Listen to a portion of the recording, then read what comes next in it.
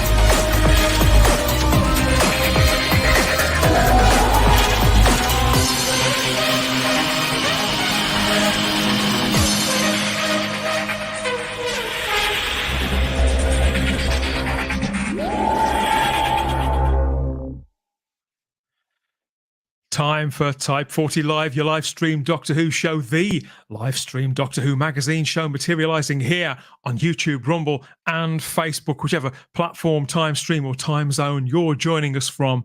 A big welcome. Type 40 Live is where we talk about the world's longest running, best loved sci-fi and fantasy TV series and the whole Whoniverse around it, both on and off screen, in the 60th anniversary year of the series itself too, as we close in on that all-important, all-new era. Looking resplendent in blue. All those diamonds, crystals, and yeah, getting very, very exciting. And this time we're taking some space and time to have a chat around the issue of mental health, as we are here, as of time of recording, a few hours away from World Mental Health Day 2023. And as we've become aware over the last few years, this is a matter which affects an increasing number of us, whoever we are, wherever we live, and whatever our circumstances. Type 40 is in many ways a community here on the panels and in the live chats and the social medias as well. So here's a dedicated live stream where we can support one another and play just a tiny part in trying to banish that stigma that still exists surrounding mental health in 2023, if nothing else, between us. Thanks for watching. Thanks for listening. Okay, yeah, this is it, everybody. I'm Dan Hadley, Birmingham's king of the geeks, and I'm even dressed to match the splat this time. We're live streaming this, as always, over to YouTube, Rumble, and Facebook. All the people in the Facebook group there. So if you are commenting again on Facebook, I have to say this every time because 9 times out of 10, somebody still doesn't do it. You've got to hit that little blue link. It'd be terrible if you didn't know who you were. Get on first name terms with us. Hit the blue link. Tell Facebook who you are. Facebook can tell StreamYard, and StreamYard can just whisper it into our ears. And then we're all at the party together, all on first name terms. Going to get right stuck into it now. Going to bring on the panel. And for this conversation, I'm joined by a couple of familiars, a couple of family members, you may say, as well as everybody out there in the live chat. We want your comments as well. So we've got him. Shall I say? No, I think he's changed already since he came on earlier on. Okay, welcome, Simon Horton. Yes, because you said I look like I just come in from a cycling. It's only because, look, everybody, I've got a T-shirt on that looked vaguely sort of cycling-ish. I thought he'd been whizzing around a velodrome for the last 45 minutes, getting a sweat on.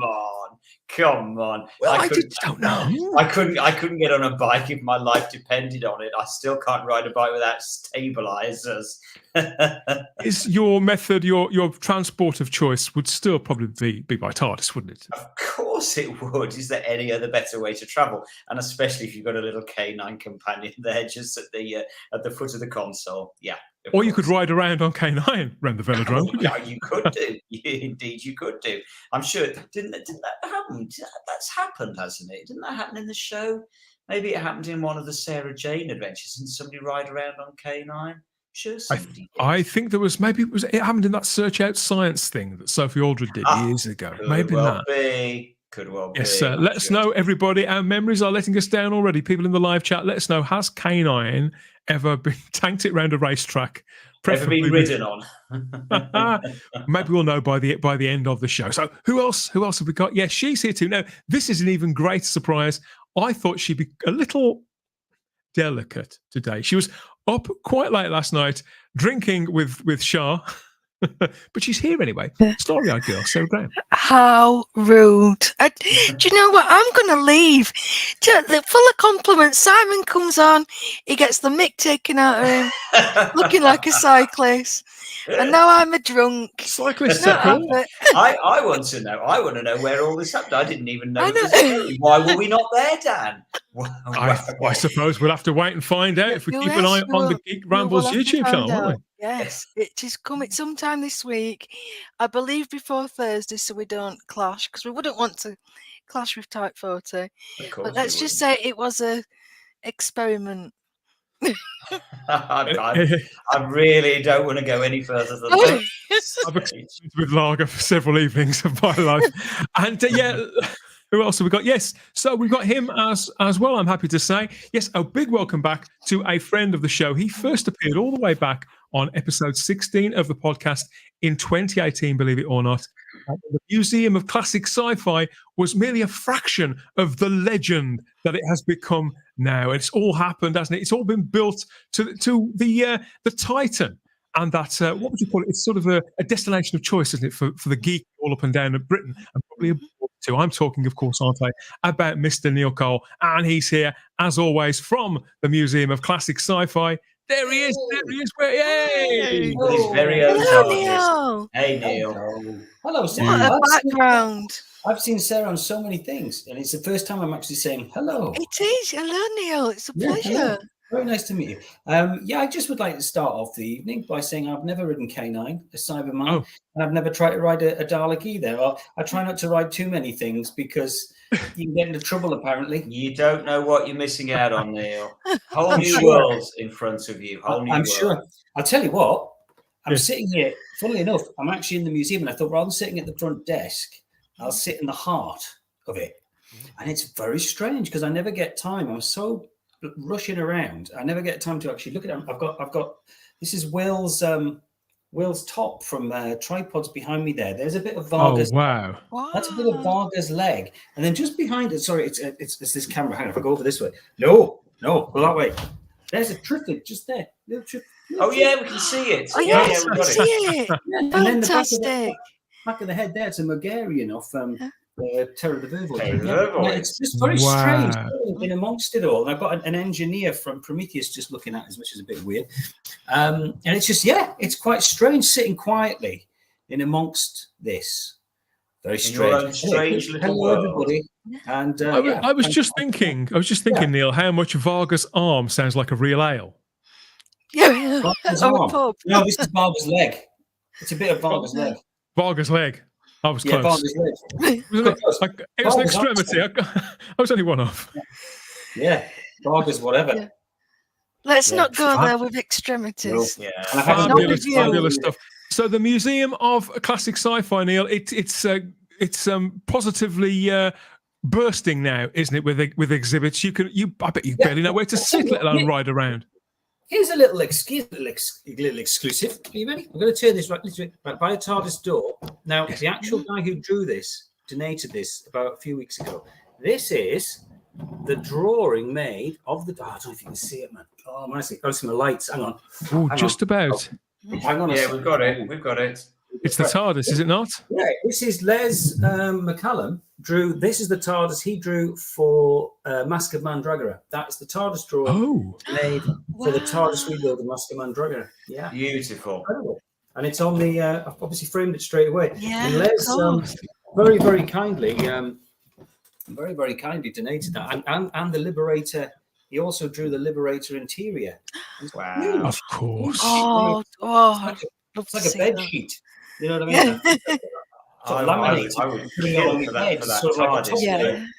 Those TARDIS plans I would kill for. That's just magnificent. Yeah, it's amazing, incredible, really. But the thing is, the thing is, I say, so it's not talking about mental health, although I'm quite clearly nuts. But at the end of the day, I think what it's about is very much, at my age, at my ripe old age now, that you get a lot of young collectors and they're sort of saying, I've got this, I own this. It's like it's not about that, it's very much, I've got, maybe my dad died in 10 years time, really, from my age now.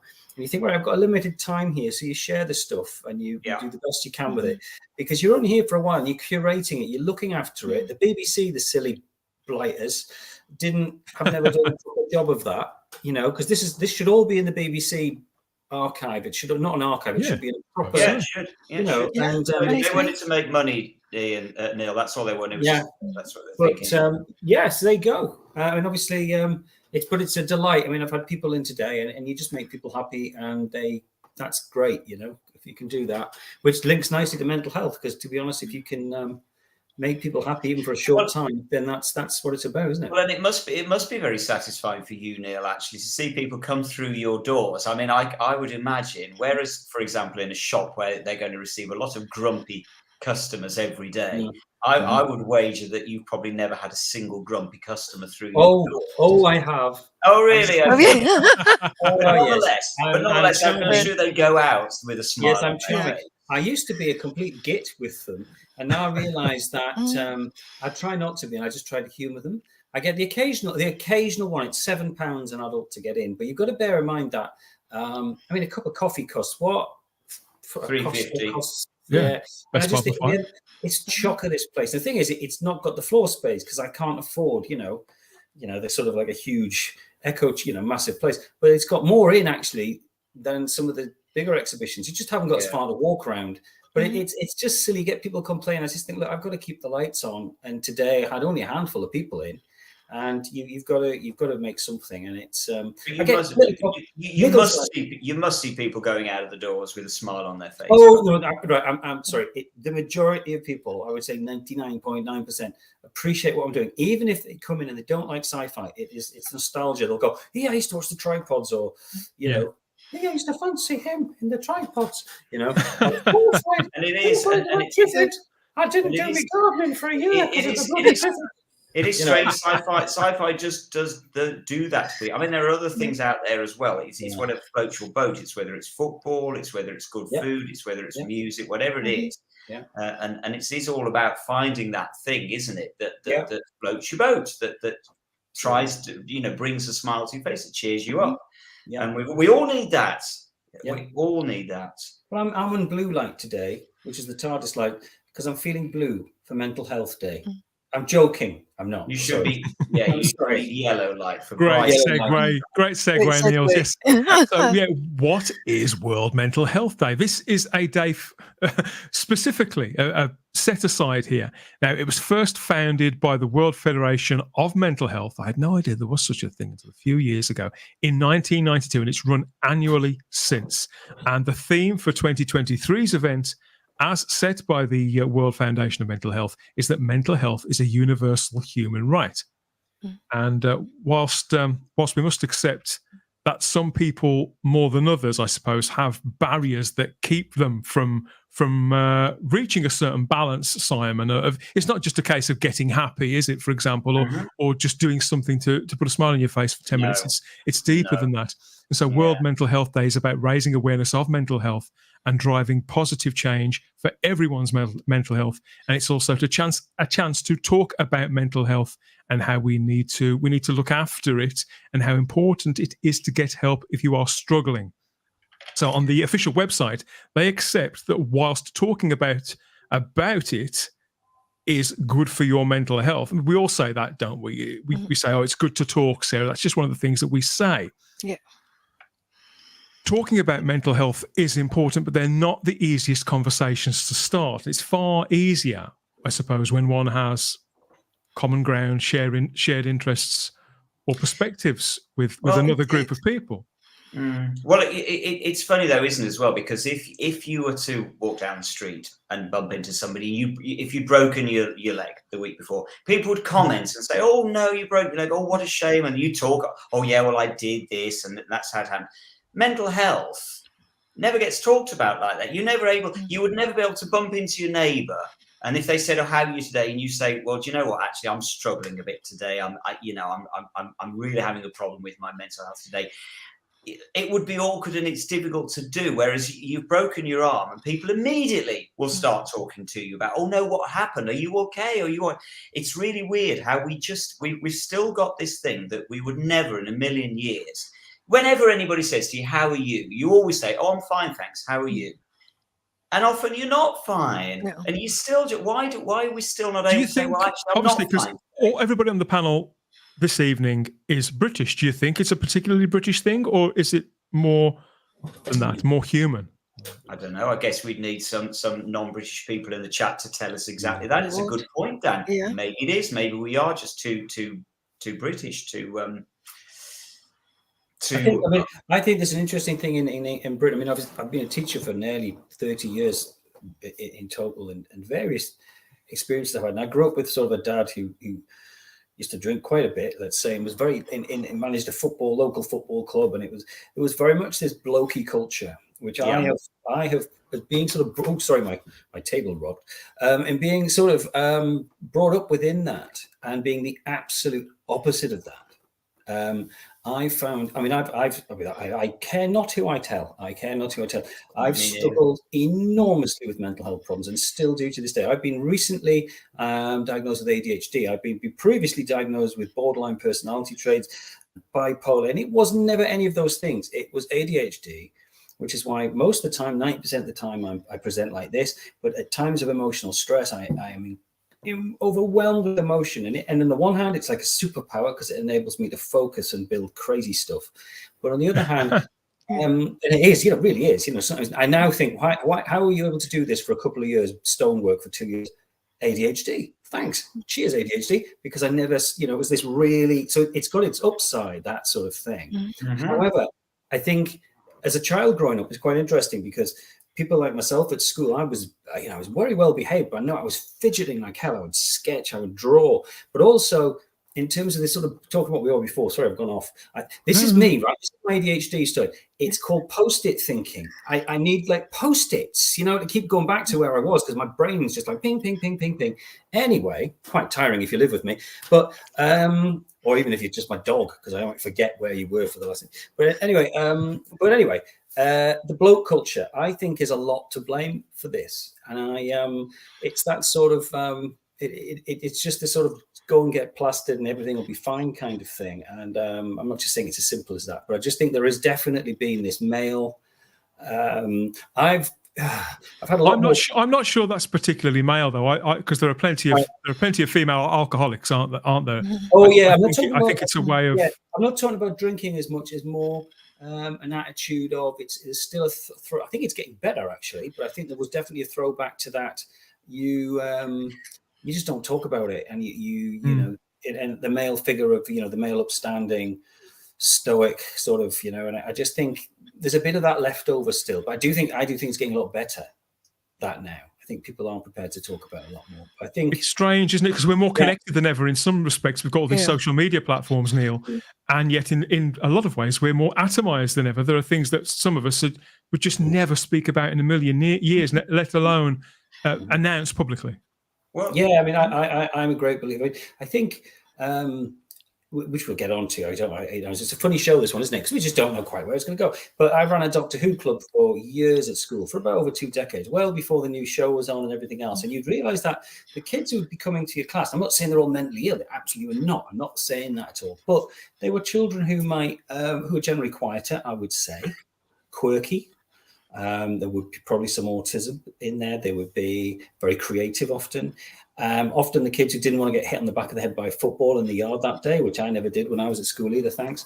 And it was just, it was like a safe space where people could talk. And it was almost, when I was at school as a Doctor Who fan in the 70s, I was absolutely, me and my friend, I won't say the names we used to get called, for being Doctor Who fans, we didn't care.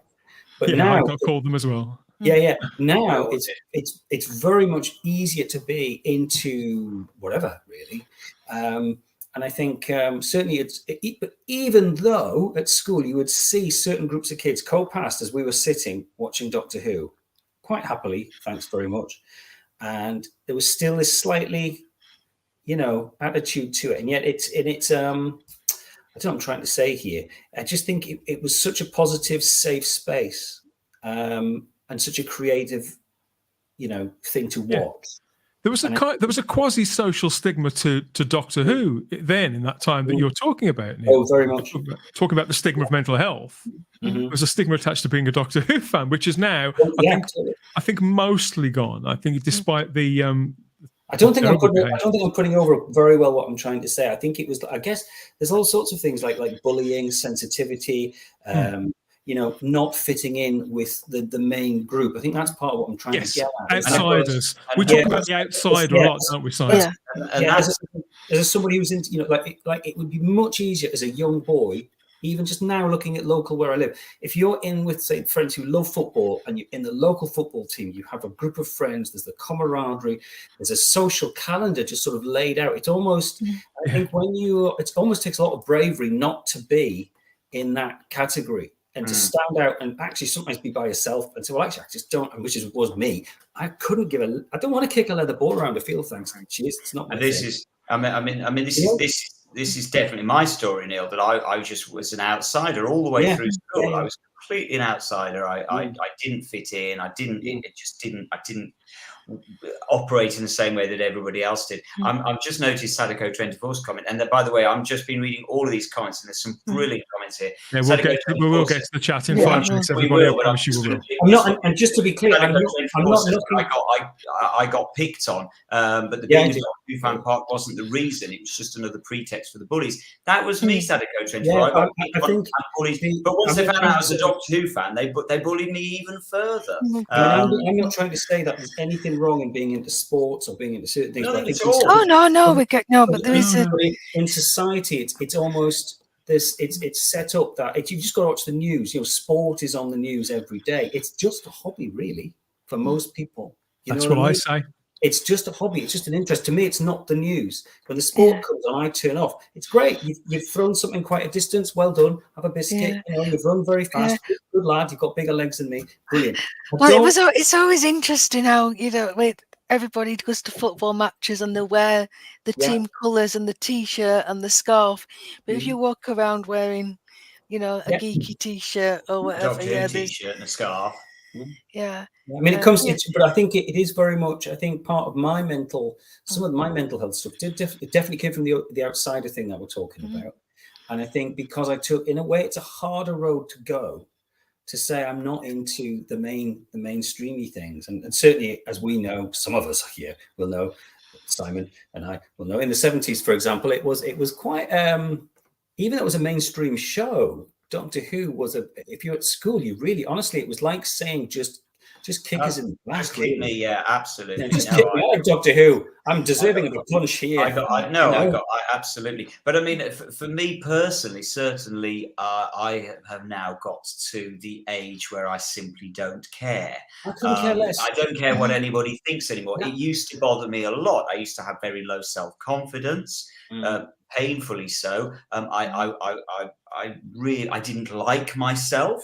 I didn't like what I was. I didn't like the kind of person that I was. I used to think, how can anybody actually be remotely interested in anything I've got to say or do? I'm not a likable person.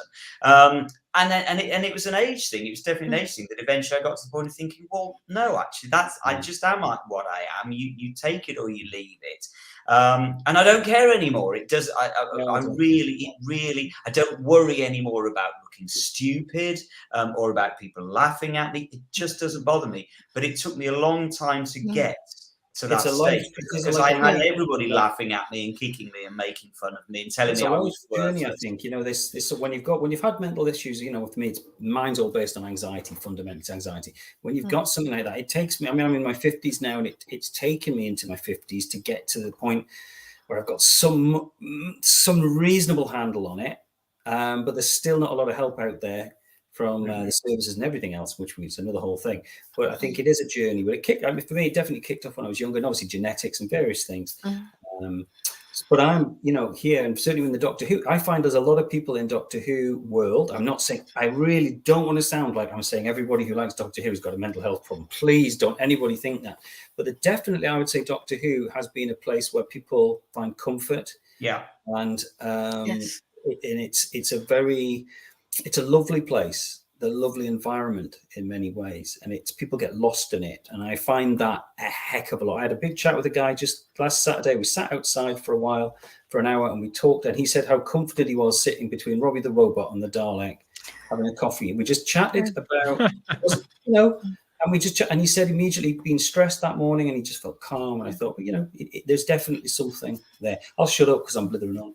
No, what you're saying is, it's true. And yeah, I suffer with my anxiety as well, Neil, and things that aren't even things bother me. Like small talk, I can't do that. But that, just sit here. But I could talk about Daleks or some aspect of Doctor Who to a stranger for hours and hours. It's really bizarre, but yeah, that opens the floodgate. Yeah.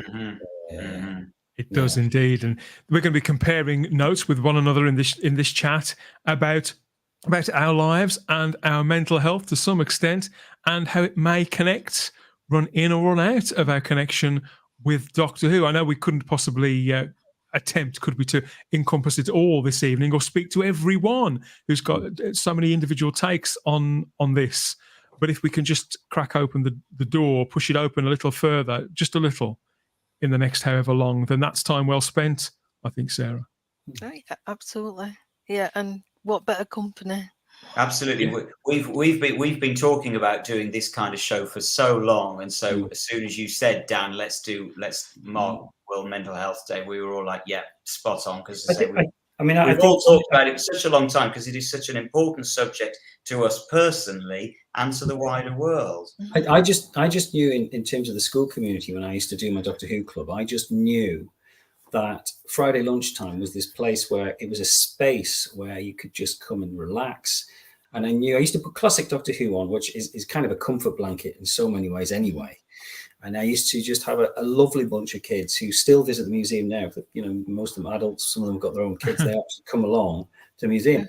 And it's quite bizarre, but it had a lovely attitude, a lovely ambience to it. And it definitely, and I realized that I could see there was a therapeutic nature to it that isn't in, say, in EastEnders, you can end up with PTSD watching an episode if you're not careful. But in Doctor Who, do you know what I mean?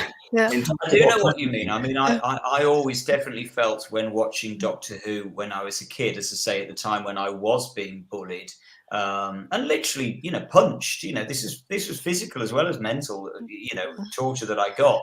And I definitely, I just found in Doctor Who, I think it's only now I look back on it, I realised what I was getting out of it. I didn't at the time get it, but now I look back, I realise that I was just seeing a connection there. I was seeing a kindred spirit on the screen.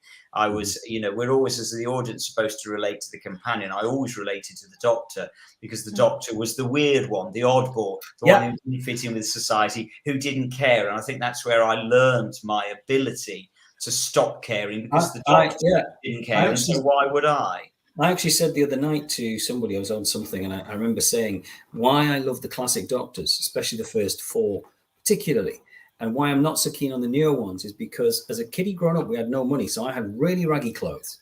I had my wits about me, and I was a silly bastard. Sorry, bugger, whatever you can say. We're past the 15 minutes mark. You can say bollocks and all that stuff. I was silly. And I guess I lived on my wits, my humor, and I was reasonably intelligent, and I could draw and play a bit of music. And I valued the fact I could work hard and learn things, and that got me through. And that was what, say, Tom Baker's Doctor, for example. He wasn't in the latest fashion gear. He wasn't a fashionista. He wasn't massively good looking. I know in the traditional sense of good looking. And so I know what you mean. Yeah. So this is why, to some degree, Ncuti Gatwa's Doctor to me just comes across as a fashion. Yes. And to me, that as a child, the Doctor Who fan that I would not have identified with that, because it's he's on such a pedestal. He's on such a physical high level. Whereas Tom Baker was just... Also, Also, following on from that, of course, that the modern doctors are cool, and the Doctor was never cool, No, and that was Tom why was I not was cool, related to not the Doctor, because I wasn't cool and they exactly. weren't cool. Yeah, that's exactly, worked. and that was the magic of the original. Yeah. In fact, I'd even say that, oh no, Pertwee was quite cool thinking about it. But the rest of the Doctors, was cooler than you thought. Yeah, the rest of the Doctors actively rejected coolness, I think. Troughton's not cool really in his upsetting, but yet he is cool because he's so clever and he's fascinating. They're kind of post cool, aren't they? Those Doctors now, we're able to look and see them as post cool, but they weren't cool at the time. No, they really Peter weren't. Davison in his cricket outfit was not cool. No. You know. Oh, what? I'd have to argue that the 11th Doctor wasn't cool. Matt Smith was cool, but the 11th Doctor wasn't. No, I don't know. I don't know. I think that's open to everybody. Let us know over there in the live chat on YouTube, Rumble, and Facebook, because yes, yet again, we're in front of a live chat full of friends, fans, and companions just like you. I think we've kept them waiting long enough. Let's go and check in with them and see what they've got to say about all of this initial rambling.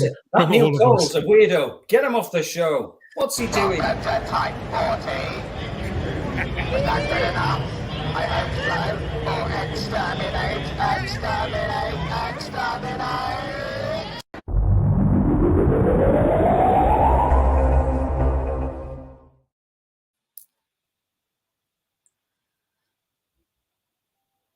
Everybody, we've got a packed live chat. I'm happy to say we've got Peter Harrington here with a good evening all. Peter. Hello, Peter. We've got Simon Horton with an evening all. Hello, Simon Horton.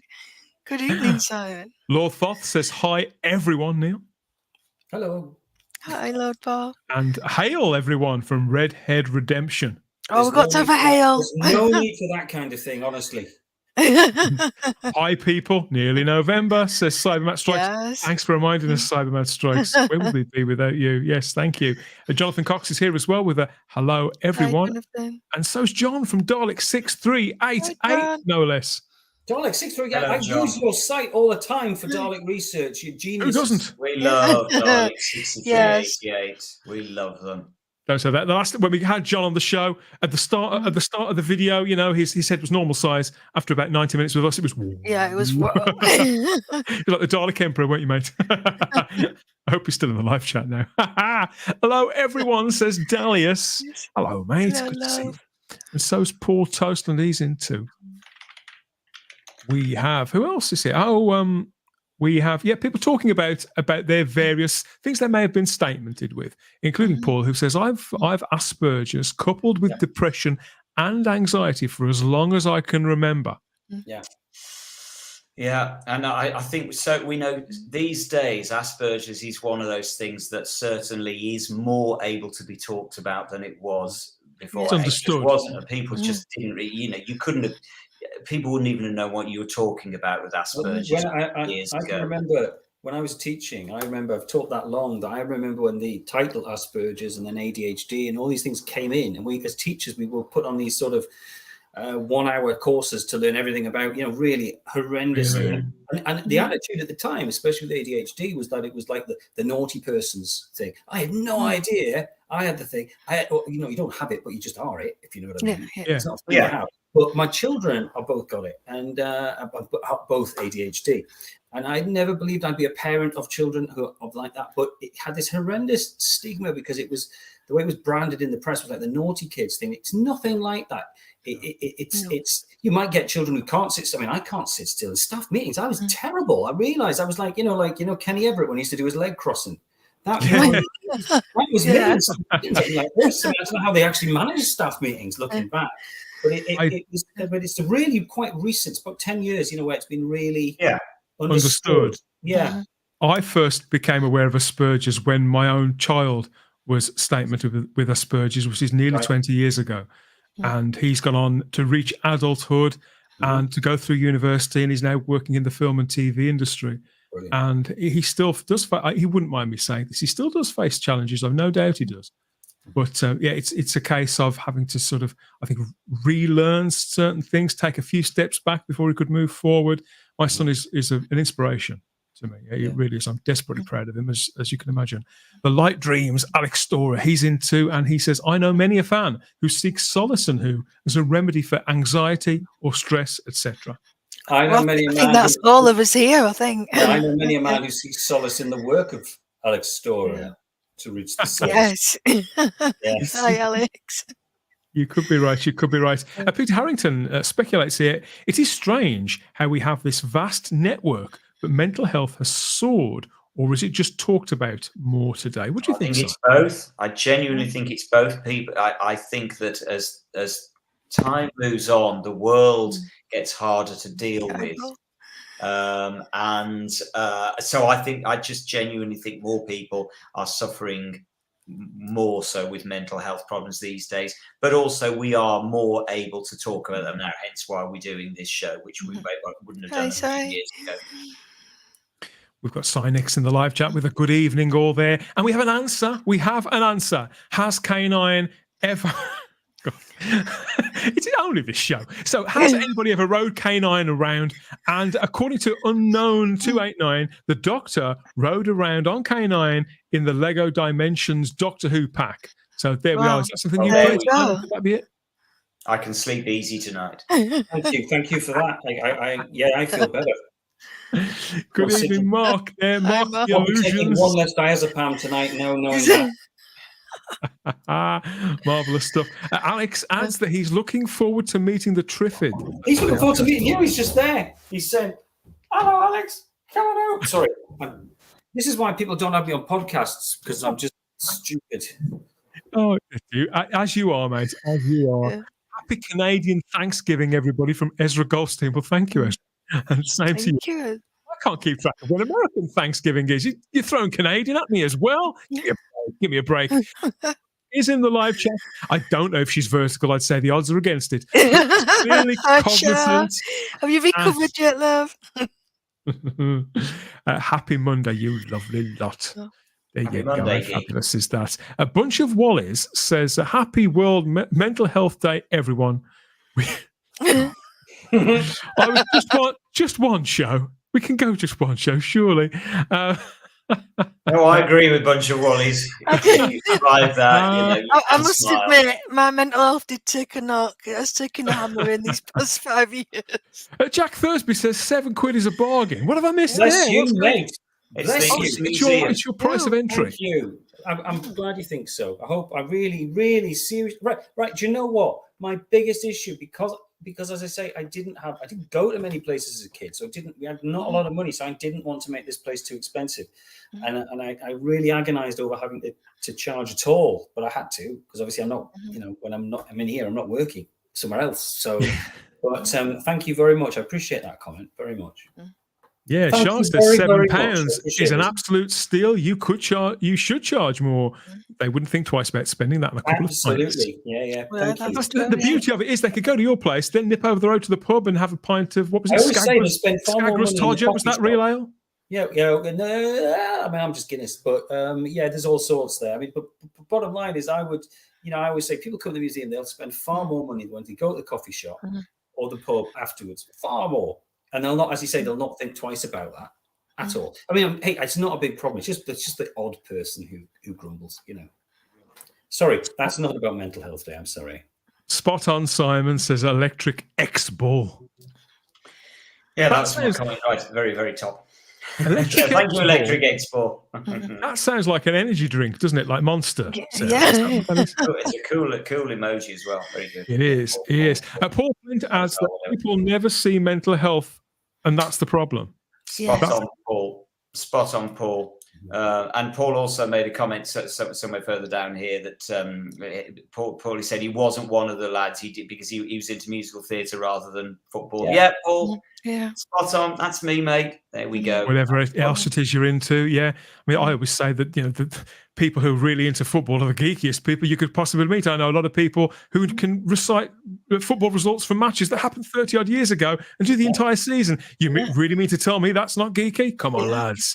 It's just a special interest, isn't it? It just happens to be a very popular special interest that a lot of people generationally get passed on to you, and that's all it is. Our special interest is just is more minority, although it's much bigger. Yeah. Well, I've got to say on back of that is, I wasn't one of the girls when I mean this was, after your time. This was like the 90s, but still, I was kind of cast out. I hanging around with the boys. They're the ones that took me in. And I, because I hung around with the girls, and so I didn't fit in either. So if you don't fit in, that's what do you do? That's where you get bullied. You do what I did. You get in and you scuffle with the cows. You go into your dog out. You get in a field of cows. You just hope a field bump into you, and you feel a bit of an emotional connection with them. Is that Bit of kinship. Yeah. Neil, can't bring cows into it. I mean, Yorkshire love. We've already got whippets and ferrets. I can't bring cows into the equation as well. Jack Thursby says that Classic Who has been very good for my mental health over the years. I suspect there's lots of people that say that too. And Sadako24, yes, you mentioned this earlier on, says a neighbour might notice if your mental health is playing up, they'd notice a change in mood or behaviour. A good neighbour would show concern. But still, they might find it awkward to talk about. This is the thing. Could do. Yeah, Alex says that so many people are used to shallow small talk. If you tell someone you're not okay, a lot of people don't know how to respond. Maybe because mental health problems are not visible.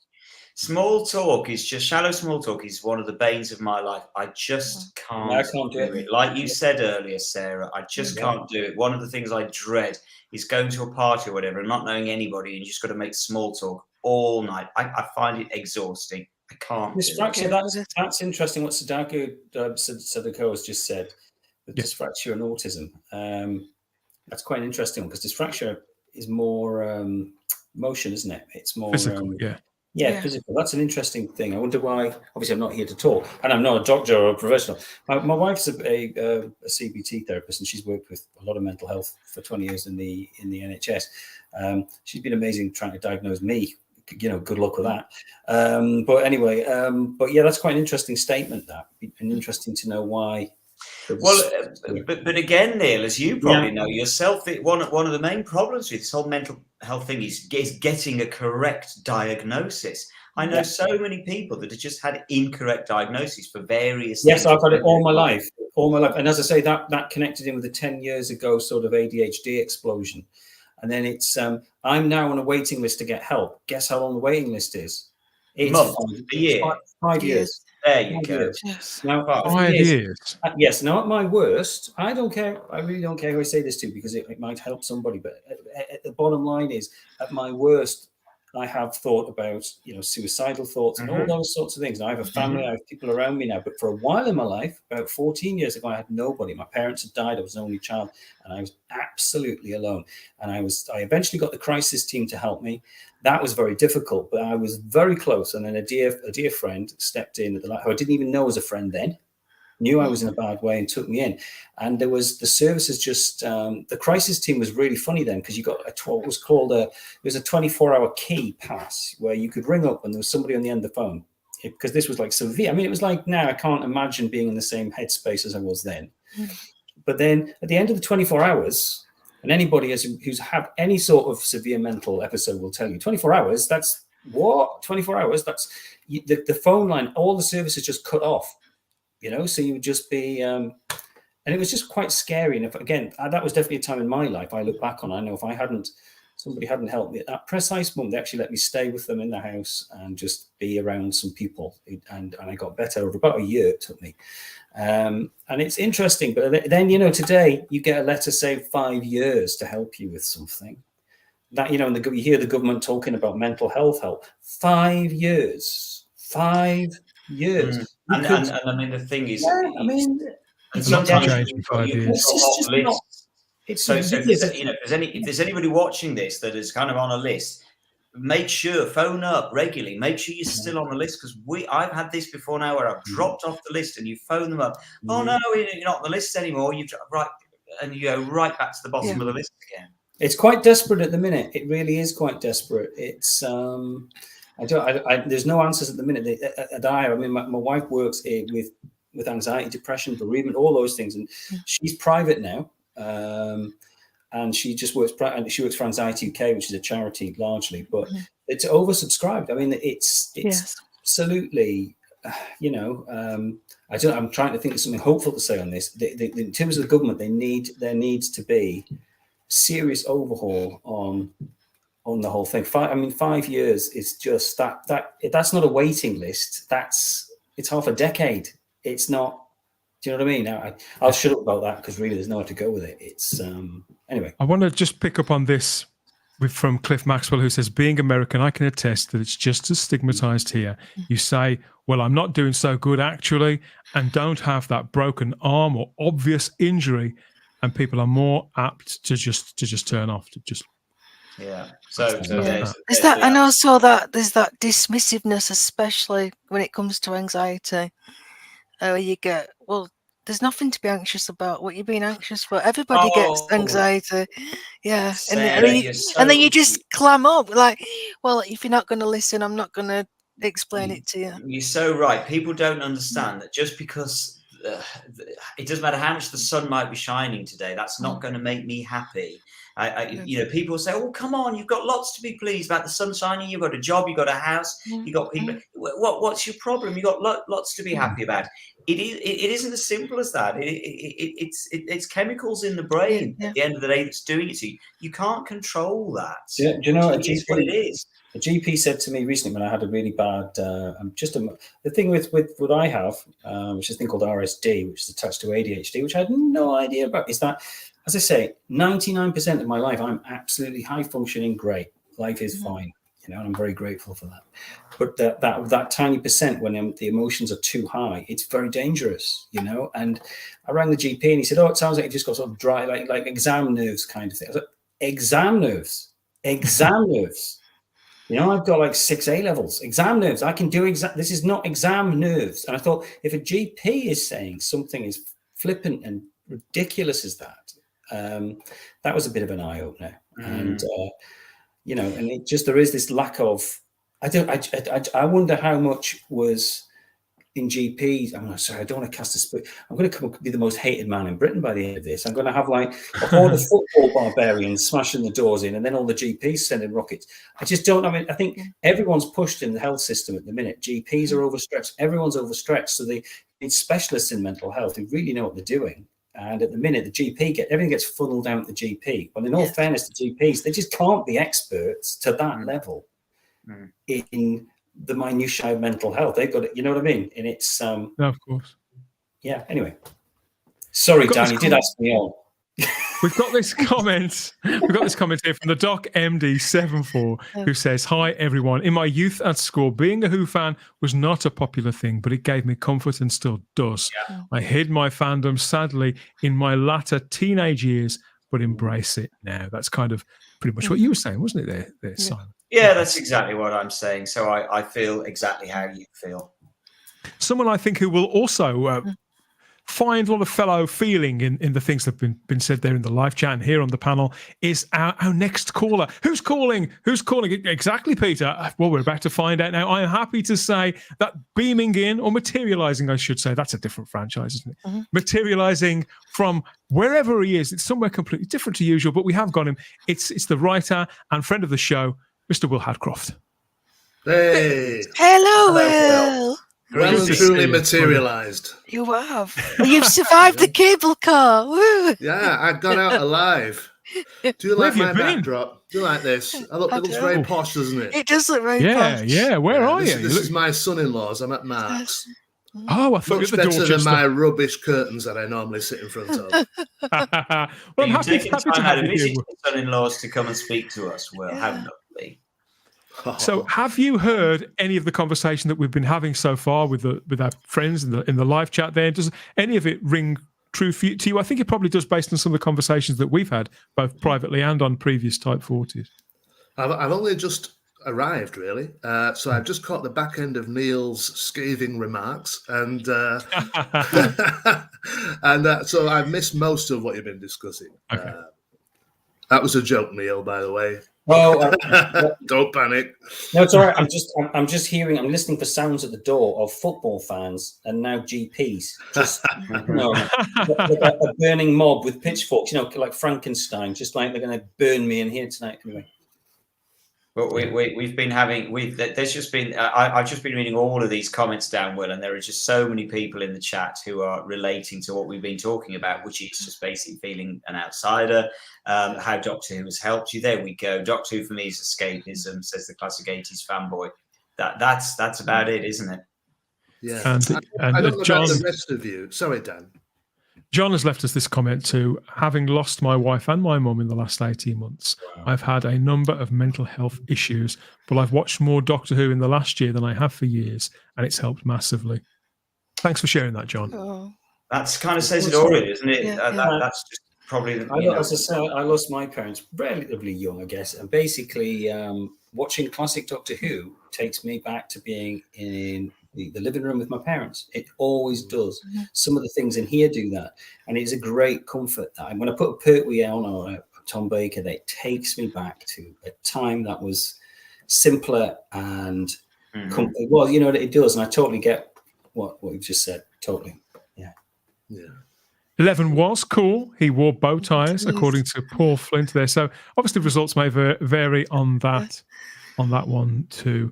Looking at the mental health statistics, they're sobering, Simon. I mean, one doesn't want to cause alarm because it's not like we can't do something about this. I think if we're forewarned, then we are forearmed. But the problem I have with the information that does make it through and the statistics that do get published, nothing ever seems to get done off the back of them. But when you read this, 1 in 8 people in the world live with a mental health condition. 1 in 8. That's a lot of people. Yeah. So that means every 8th person you are going to meet tomorrow while you're out and about will have some sort of mental health condition. And let's be clear as well, those are the people that are sort of either, I don't know whether those are people that are diagnosed with them or that would admit to them. I think there are so many people out there that would have mental health problems without necessarily, it's not a case of not admitting to it because you're ashamed of it or anything like that, but it's just, it maybe just isn't relevant to you to actually to talk about it. Mm-hmm. And so my feeling is probably horrifying, that I think it's probably higher than 1 in 8. Yeah, I'd agree with that, Simon. Yeah. I would also say there's the confusion between, we've got to, I suppose, think about, I think like neurodiversity gets mixed in with mental health problem, or actually neurodiversity is just a different way your brain's wired up. It's not a mental health problem. It's more that the mainstream way of thinking. So, and I mean, particularly, at school, having experienced that, mainstream school expects everyone to sit still, do this, dress like this, behave like this. Well, neurodiversity is not a mental health problem. It's just a different way of the way you perceive everything and behave in certain different ways. And so I think it's a very confusing subject area. Do you know what I mean? And it covers a lot of ground. It's as simple as that. I would say that the neurotypical world, the way they react to people who are different, in inverted commas, they make it into a mental health issue. Yes, by the way they react. Yes, trying to squeeze you into a mold that you don't belong in and that you're never going to go in. Yeah, well, I care not who I tell, but my son, I'm getting him out of mainstream education because I just know, having taught in it, it's absolutely the wrong place for him socially. It's not about academics, and I don't care about academics. At this, you can get an academic qualification at any time in your life. Getting those social skills and being happy and in that inner peace and happiness, that is far more important to me and for what my son wants to do. He can acquire skills, like you can read a book at any time in your life. You can pick that up and do that. But it's that school at the minute, I think mainstream, and this is obviously as just a retired, just come out of teaching, I just feel that it's just not set up for neurodiversity properly. They'll try and staff, they're, again, underfunded. They try the hardest they can with what they're given, but it's, and it's a tough thing. And well, again, I mean, we can have an entire conversation about schools in general, the large class sizes. Yeah. And it's just not practical at all. No. Well, I mean, certainly, you know, I can remember, as I'm sure we probably all can, being at school, and certainly mental health was never even remotely a consideration. No, never mentioned. Literally, you're right, Dan. Never even Never mentioned. acknowledged that there was even a thing. Not in the slightest. And I don't know whether it's different now at schools. I don't know. It should be.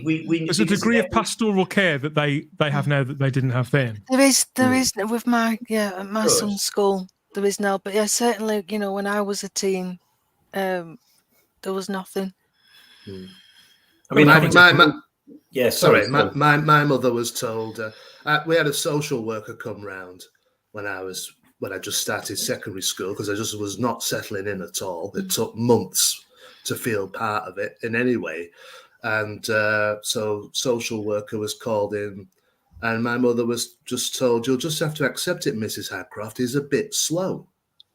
So there was no recognition of something neurological going on. The alienness that I felt when I started secondary school, it was awful. I remember the first day vividly, pressing myself against a brick wall in the play court, trying to get away from everybody because I was just so overwhelmed. But none of that was recognised. I think as well, I mean, I taught middle school. So it was like, you know, from 9 till 13.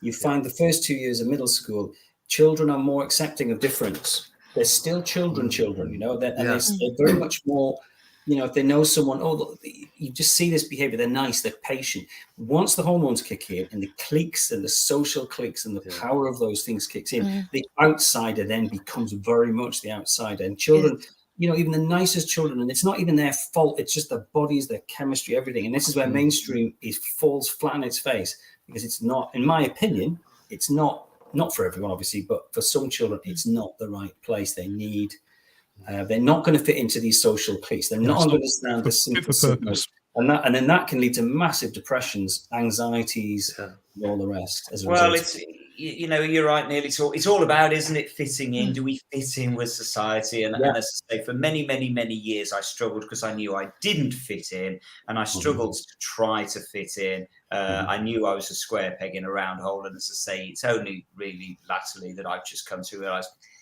it really, you know, if you can get to that point of being able to let it go, let go of the anxiety, trying to fit in, and just embrace who you are and what you are. I think that is a small step on the way to becoming more content with the skin that you're in. That certainly helps me. I just, as I said earlier, I don't care anymore. Doesn't worry me. I've got some more statistics here. This is mental health. This is particular to the UK, everybody. So we've got these 45.8 million UK adults report experiencing symptoms for mental health problems. Big chunk of people. 61% of adults with mental health conditions don't access treatment. Totally believe that. Yeah. I totally believe that. And 98% of people think mentally ill people experience stigma and discrimination. Well, you just think about my 5-year list, right? What's the chance of me becoming one of those 61% of adults who don't actually bother in the end? Because 5 years away, I might get to see someone. Do you know what I mean? Yeah. So I have no problem believing that statistic at all. 20% of people in England experience suicidal thoughts that you were describing earlier on, Neil. Yeah. An unbelievable 4 million adults just in England have self-harmed too. Yeah. It's sobering. It really is sobering. And so why are we not talking about it more? Particularly when you look at figures like this, 46% of people who die by suicide have a known mental health condition. Of course, then you get the whole aspect which we haven't discussed, which we don't have to discuss, but you then get self-medication. You know, you get people who, quite understandably, if you can't get to see a professional, you get there's certain thing as someone with anxiety, when the going gets really tough, I take diazepam, which I'm prescribed. And it's the one thing it'll calm me down. And I know if I'm really bad, it's like, and I keep it, if I'm really bad, right, you take that. That's your last resort. But what happens if you can't get that?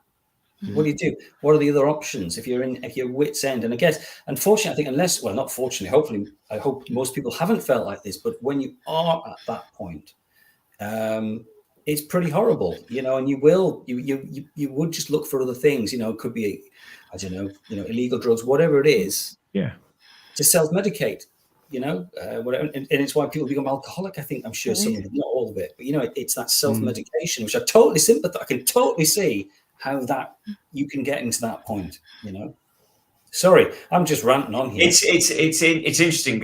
Glenn Piper has just said in the chat that he could never imagine that I would struggle to fit in. I seem so confident in here. It goes to show no one knows what goes through people's minds. Yeah. Well, this, of course, is the other big thing that we haven't talked about yet, which is the mask that you put on every day to mask, literally to mask how you might be feeling inside. And I think probably we're all guilty of that, whether you have mental health issues or not. We all put on a mask to try and project a slightly different image that might make us feel a bit more comfortable, a bit more relaxed, whatever it might be. And that again is a big thing that's got to be recognised, that people just think because you might be cheery and happy and all the rest of it, it's all great.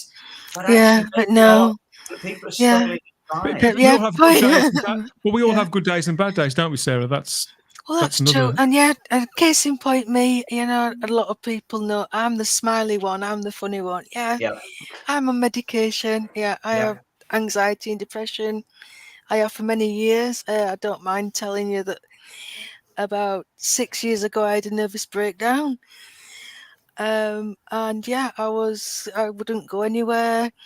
Sometimes I wouldn't even speak because I had voice problems as well, and I was mute for a time. I know it's hard to believe now when I'm on here. I never thought I'd be doing a podcast or being live talking about this. But it shows you. Yeah, it's amazing. We all have our demons. Well. Yeah, you've done incredibly well. Sadako24 mentions. Sadako24 here mentions the interesting thing is that the show Doctor Who was never written with addressing mental health in mind. Well, why would it be? But it evolved in the 70s into a more humanist show. Yeah, that's very true. It'd have to be an accidental thing, though, wouldn't it, Will? I think what people are drawn to, well, certainly I'm drawn to, is that the character of the Doctor is an outsider. So if you're an outsider, the Doctor is different in that he does not struggle with social skills as a rule. I know we've got little jokes in the Peter Capaldi era about that, but generally he doesn't. Wherever he goes, he fits himself in and becomes part of that community for that story. But we know he's ready to move on at the end. And I think for me, obviously you've got the escapist aspect of Doctor Who. But for me, it was two things. It was the character of the Doctor, particularly as played by Tom Baker when I was at primary school. And then the Doctor as played by Colin Baker when I was at secondary school. Because I was so what's the word, disconnected when I was at secondary school, that Colin, there he is, Colin was really playing a kind of heightened version of how I felt inside. I felt disconnected, and that brashness and that rudeness, if you like. I mean, because I've got Asperger's, I'm inclined really to be extremely candid, which is fine when we're talking about things that don't matter that much. But sometimes I can really put my foot in it by saying exactly what I think about something or about somebody, and I've learned to rein that in over the years. But when I was 14 to 16, Colin Baker was telling everybody what he thought of them wherever he went as Doctor Who, and being quite blunt with people, and being misunderstood by the people around him. And that's how I felt as a teenager. So I think it's not, although it's not intended to be a program for people with emotional disorders or issues, they latch onto it because the program is quite strange. And if you feel strange or you've been made to feel strange by other people, then you are going to be drawn to it. It did stand out on television I certainly all the way through the classic series, Simon, it was unlike anything else on TV at all, which, as much as I personally do love the new series of Doctor Who, I think that lessened quite a lot when it came back in the 21st century. I think it fitted into a certain look and a certain feel, a kind of house style as well. Now, there was a house style to classic Doctor Who as well, come to think of it, but with the production values, the music, there was always something about it which stood out like a sore thumb from every other drama on TV. And I think that some of that it's just peculiar. It's funny when you watch, when you've got a bunch of children, sort of 9, 10, and you put on, I don't know, sort of Day of the Daleks or even Ark in Space, there's something about that era which is, I hate to use the word nice, but it's like there's a sort of politeness and a sort of I don't know, it has a sort of, a strangely, it is a comforting reassurance, yeah, and it feels safe, doesn't it? Safe. Yes, the moral values are very clear. The Doctor, and I've always banged on about this, I got very disappointed when the Doctor became sexualized because and people fancying him because he was this ultimately safe figure. You knew that Tom Baker's Doctor Who came through the door in your classroom or your house, he was going to be totally safe. He wasn't going to be after sort of like having a go at your mum. And like sort of like, No, I know what you mean. I know what Push you the mean. teacher assistant's arse, that kind of thing. Yeah, you're quite right. It just wasn't that element of sort of like sexual stuff. Oh, does he fancy hers? You're going to, the Matt Smith thing where sort of like Amy fancied the Doctor more than Rory. No, nonsense. Doctor Who, it was nice that Sarah Jane was a lovely companion because they were just friends. And so the best friends. Best friends. And there was none of, and it was just so lovely. And I think that's what we tap into. Well, not just that, but there's an aspect of that. And I think once you put that into it, you thought, well, is the Doctor, oh God, is he sort of, whatever, and it's just like, it's a different. It changes the dynamic. It's, you're quite right. I suppose we have Stephen Moffat really to thank for the Doctor dances, as he insisted on letting us know. Wendology says, I remember attending Doctor Who cons back in the 80s in New York City. Those of us who didn't feel we fit in most of the time could suddenly come together in our love of Who and knew we were among friends. Well, that's interesting, that Wendology, because I've spoken about this on the show before now when I went to my very first convention, or it was almost a convention, which was the 1983 Longleat celebration. And up until that point, that was definitely a turning point for me, because up until then, I genuinely felt completely alone in the world with the Doctor. I was the only person who was watching Doctor Who. I was in no doubt at all.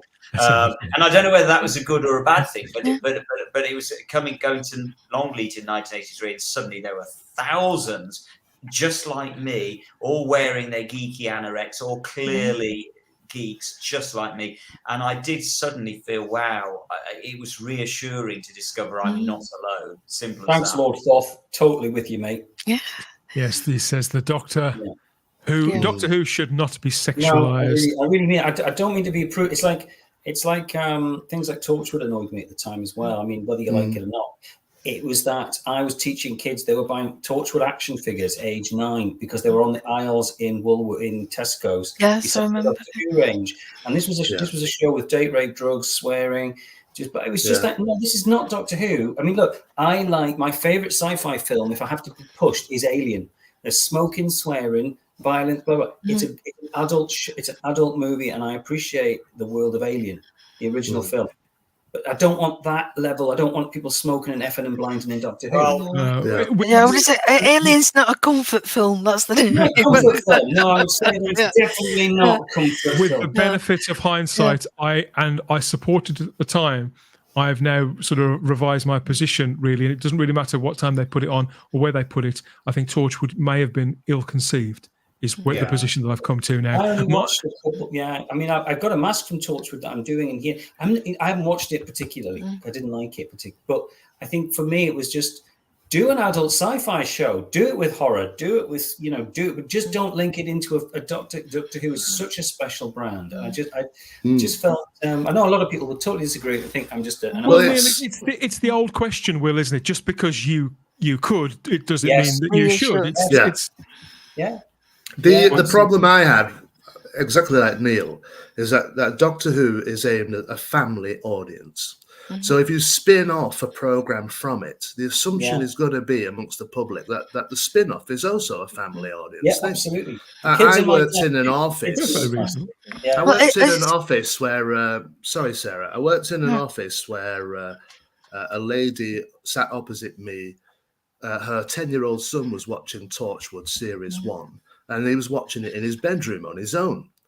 And I said, I'm not sure I'd let a 10-year-old of mine watch it in a bedroom on his own.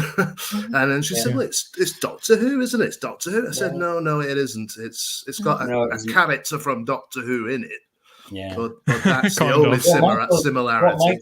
What Michael's just said. She was very shocked. It's interesting what Michael just said there, about being someone gay watching that.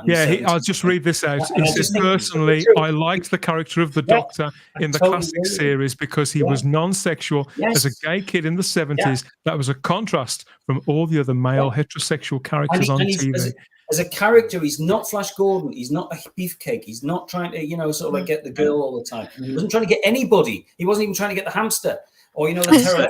It isn't just that angle, though, is it, Neil? It isn't just the asexual angle. It's the non-violent angle too. Yes. That's also And it went against the male stereotype of Flash. I like Flash Gordon, but his general approach to life. I love Flash Gordon. Hit it. If it's moving, hit it. And it's that sort of. And it's interesting because I've been reading a lot of Michael's comments on the thread, and I can relate to a lot of them because equally as a gay man, I didn't know I was gay in the 70s when I was watching Doctor Who, but I now know, looking back, that there was a part of me that was connecting with the character of the Doctor because of the fact he wasn't sexualized. I felt safe in his company. It's interesting, isn't it? There was a heterosexual gay person, and interestingly, as is widely known, for reasons that I don't understand, a lot of gay people are attracted to Doctor Who, and that's not to say all Doctor Who fans are gay people or all gay people are Doctor Who fans, but a lot of gay people are attracted to Doctor Who, myself included, and I think there is an element of the fact that it goes back to what we've already said about that the Doctor is an outsider, doesn't quite fit in with society, and so I know, looking back, that I felt in a slightly safer space when I was watching Doctor Who. There's a great comment here, John. I just want to look at this comment from John as well here, because he says, when I was younger, Simon, because it's not the same, but it's similar. I was always worried that if the Doctor got a partner, he wouldn't be my friend anymore.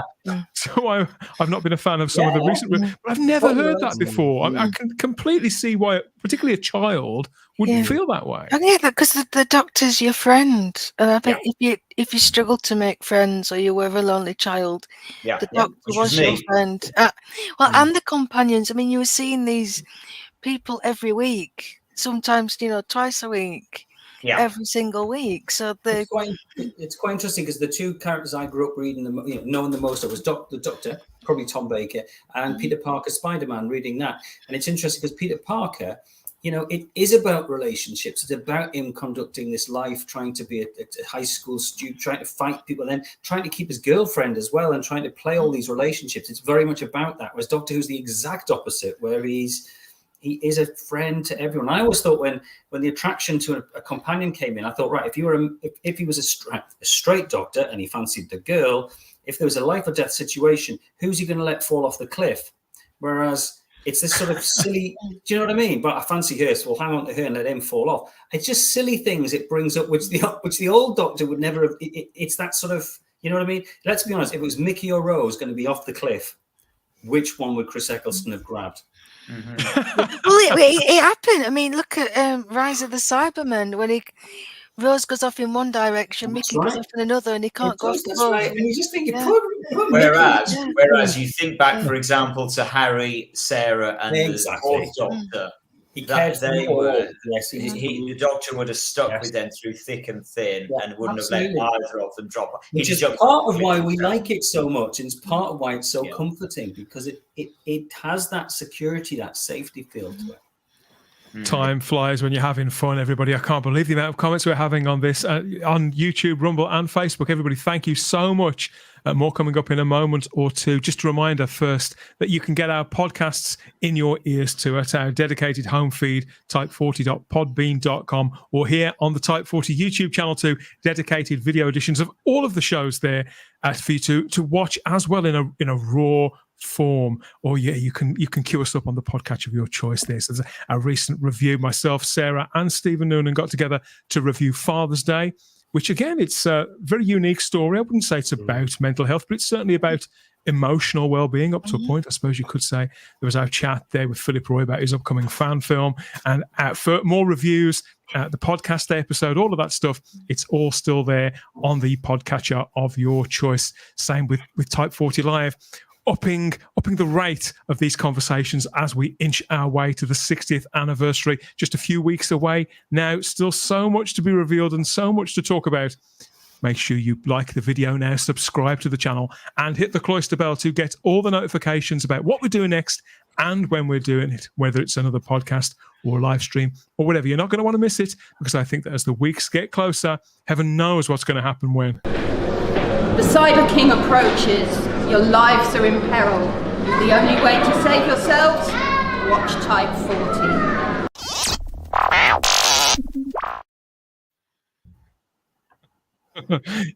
40. Isn't she fabulous? Everybody? Yes, so this is Type 40 Live for World Mental Health Day 2023. And here we are talking about Doctor Who and how it's sort of connected with our mental health, shaped us as people to some extent. We may have lent it or escaped into points in our lives and what it's meant to us over the years. And we've had so many generous comments in the live chat about all of this so far. And thank you, everybody, each and every one of you, for everything that you've said. But something that struck me from what we were just talking about there was how when Doctor Who was first relaunched back in 2005, there were several people who were involved in the show back then. They were quoted as saying that their early ambition when they were putting the show together to make it fit for purpose for the 21st century, Simon, they wanted to be bold with it, and so they wanted to make sure that they ticked all the boxes that constitute what the general public, whether they were Who fans back in the day or not, would recognise to be Doctor Who. So they looked at it, we've got to go to the past, we've got to visit and touch base with the present, and we've got to go to the future as well. So past, present, and future. All in that mix, if you're doing that and you're throwing in monsters, you've got Doctor Who. So, and what struck me about that is how those three things, really at their simplest forms, the past, the present, and the future, really they kind of govern our mental health, really, in one respect or another. I'm thinking, because two of the most common words that I see associated with mental health, in fact, I think we've mentioned them multiple times on the panel and the live chat so far, are depression and anxiety. And this is something that I've also suffered with at various points in my life in really challenging times.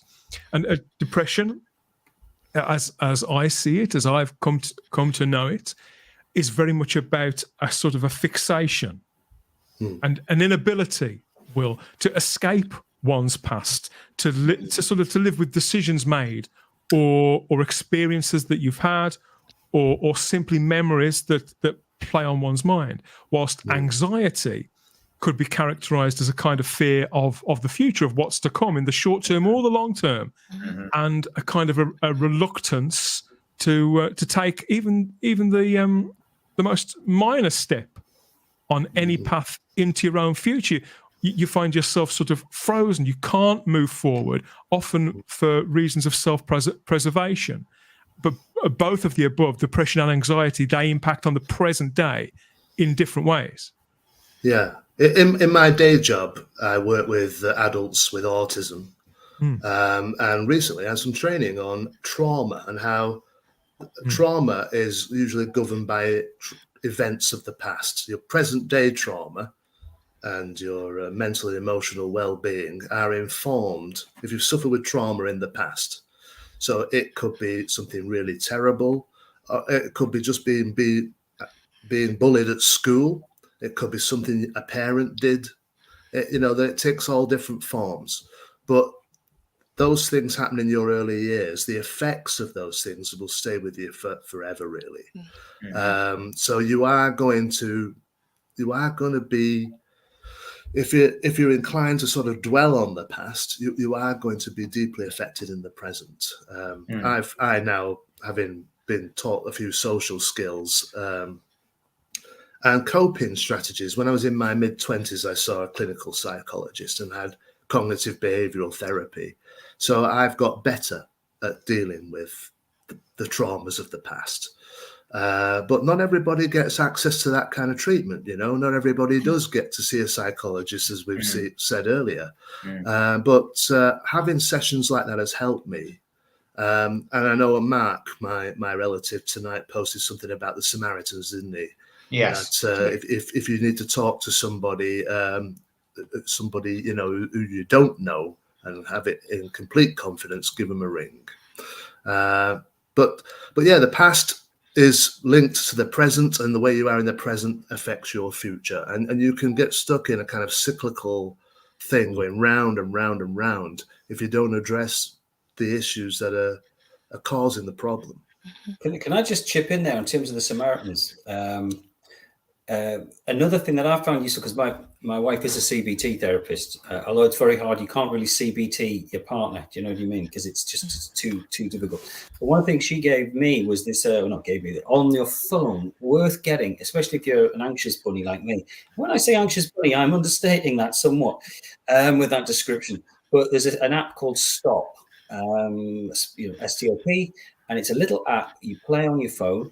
And if you're having your mind's going and you've got that, you know, all the worries that we're talking about, it just makes you, it's basically literally stop, take a breath, and it just takes you in the, I forget what the O is, and it's overview you what you're doing, and then it just gives you, and you practice that, and it's very useful. So if you're worrying about, because I get the full spectrum of anxiety stuff, and really you've really got to just try and, it's hard to do by yourself. But that little app on my phone I found is really useful. It's free, you can get it, and it's what my wife does prescribe, tells people. It's a really useful little tool, and it takes you through it. You can have a sound on, a sound off, and it just halts things. Not so much for depression, but certainly if you're an anxiety warrior like I am, because I can worry about absolutely anything. I can worry about the size of the garden peas on my plate in an evening. Do you know what I mean? If it's there, Dan, I could be worrying about the size of your mic. You know, yeah, I get similar sort of anxiety. Then what happens with me is that I literally just go into a spiral. Yeah. Once the first thing, it's the tiniest thing. Stomach churns and horrific. Yeah, once that tiny thing hits, I just then go into a spiral. I can feel myself getting closer to the sort of what I call the edge of the abyss. And then I will go so far, and I have the ability to sort of hold myself back so far, and then eventually I get to the edge of the abyss, and I topple over, and that's it. I'm gone. Full meltdown. Honestly, just try and get that Stop app, because it's quite a good little. It's a good little. I'll give it a go. I certainly have. I must be honest. I've never found anything that pulls me out of it. It literally. Diazepam does it for me. By the time I get to that point, it's purely down to time. I literally just have to. Sweat it out, as it were, and wait. And eventually, I always, this is the thing with me, I always manage to pull myself out. Well, the Stop app is very much a sort of an early intervention thing. It's like, it's really very much, you've got that habit of thinking negatively about something, and you've really try to nip it in the bud quick. So if you're in a full melty blog, it's probably not going to be enough. No, it's not going to. But the trick is, if you've been in a pattern of thinking about something for a while, which tends to be, I don't know about you guys, but if you're worrying about something and it's become a habit, in that time, it can be quite a useful thing. But then, diazepam, which is highly kick controlled now, that to me is my final. When I'm like what you're describing, Simon, the only thing that will switch me off is something, and I'm very careful with it, but it does that. But the problem with that is it renders you so sleepy.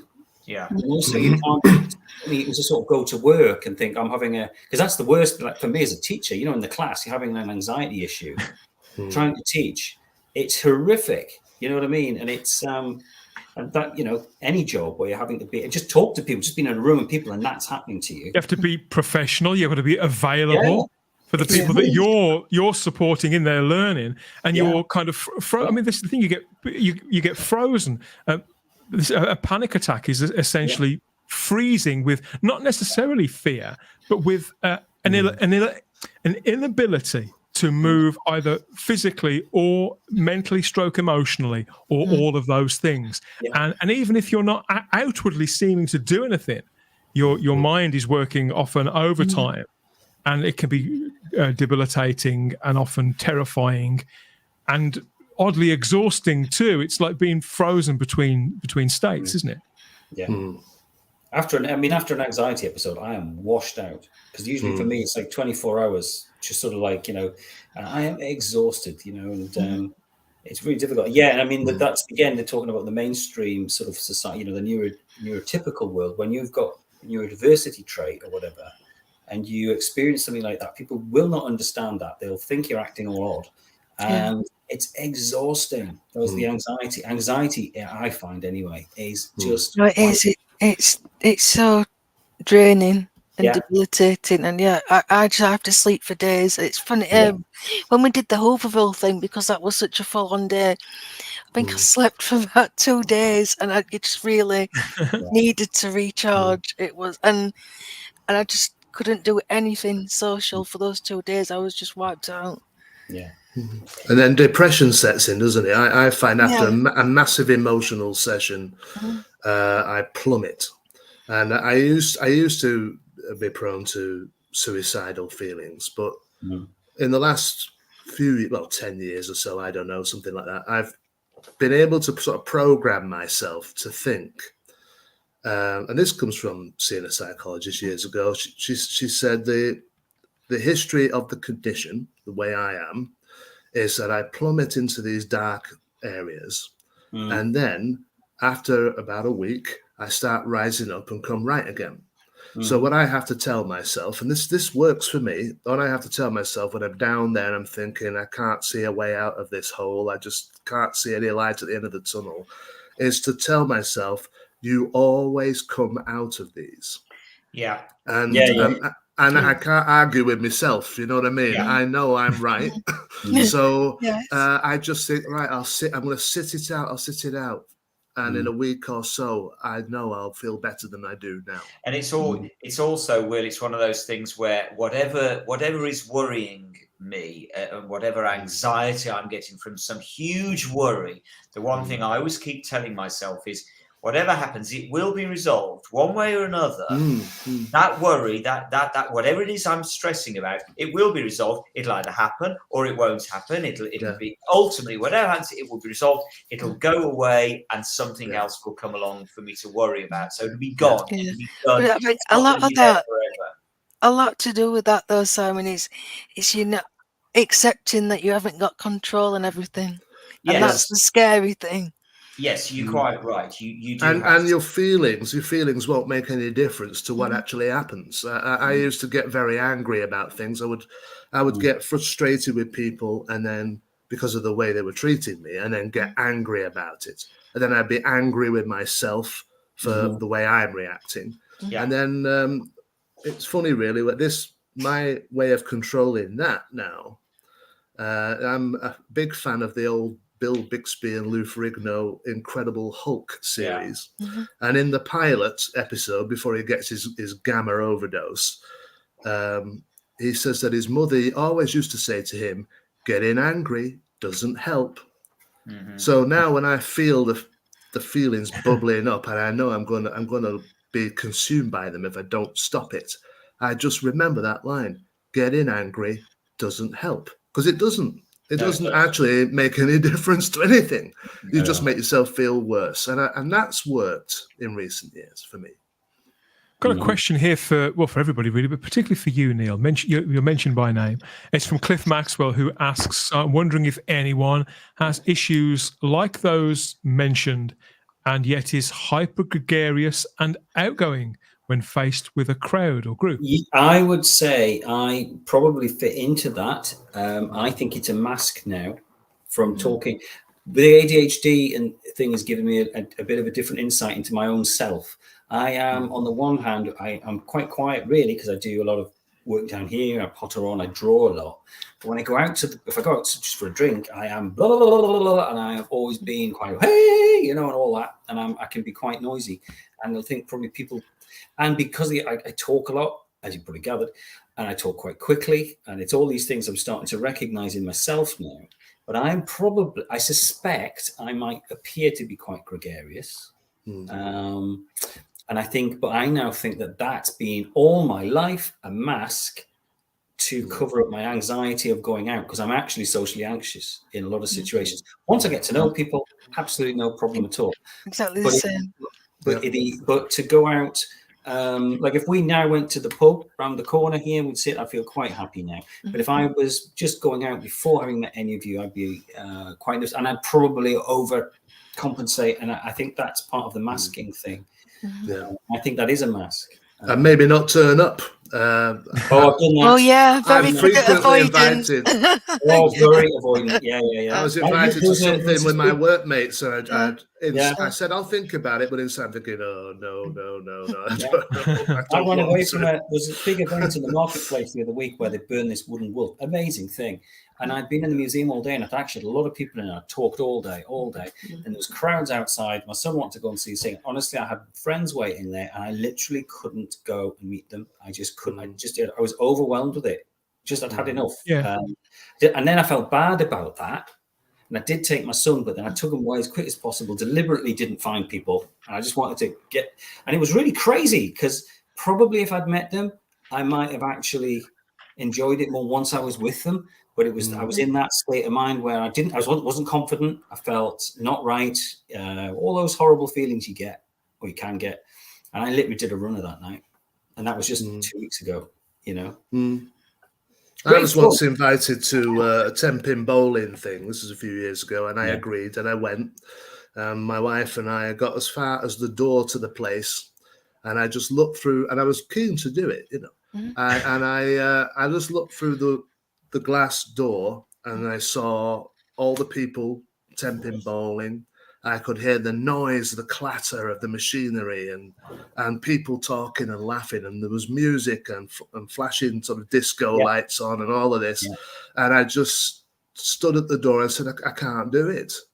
And no, I totally get and I just got back in the car and drove home and felt utterly wretched for the rest of the night. I felt because you feel really worthless, you know, and deeply inhibited by the whole thing, because I wanted to go.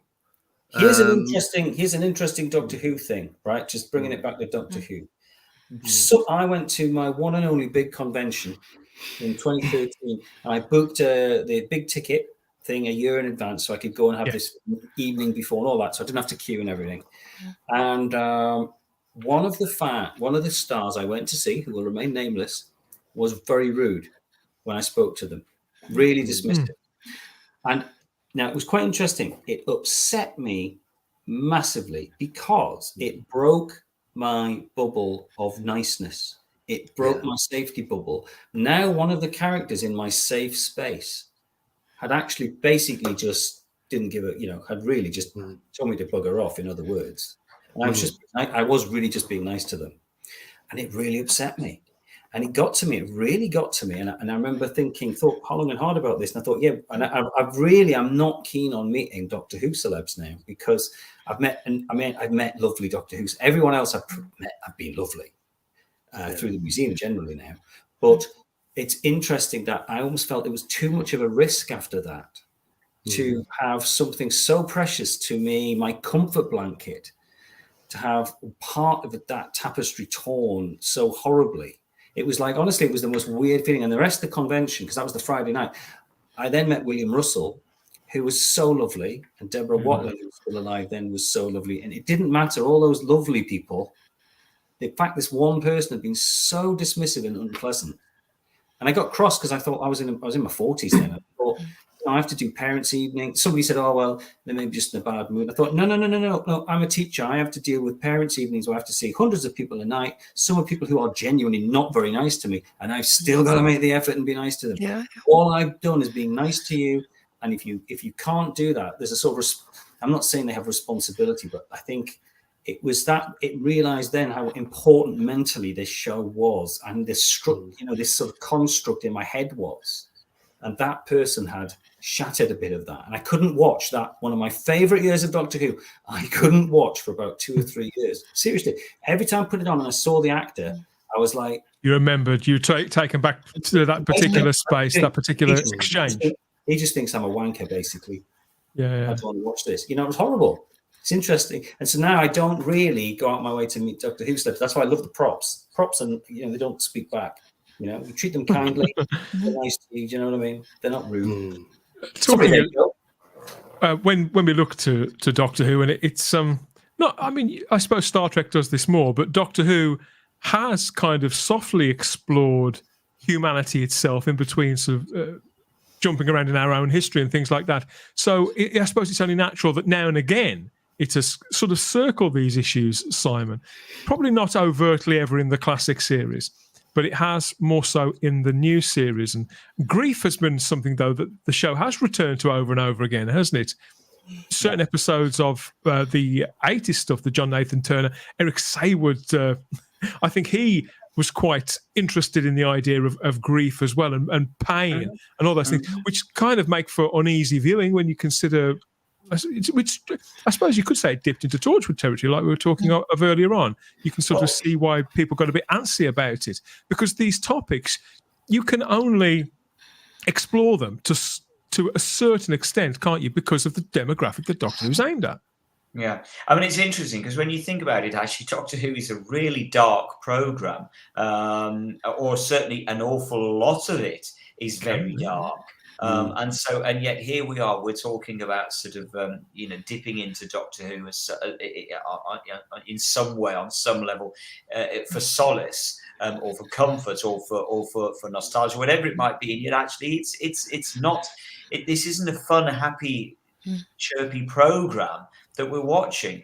There's definitely something within it somehow that talks to people. Yeah.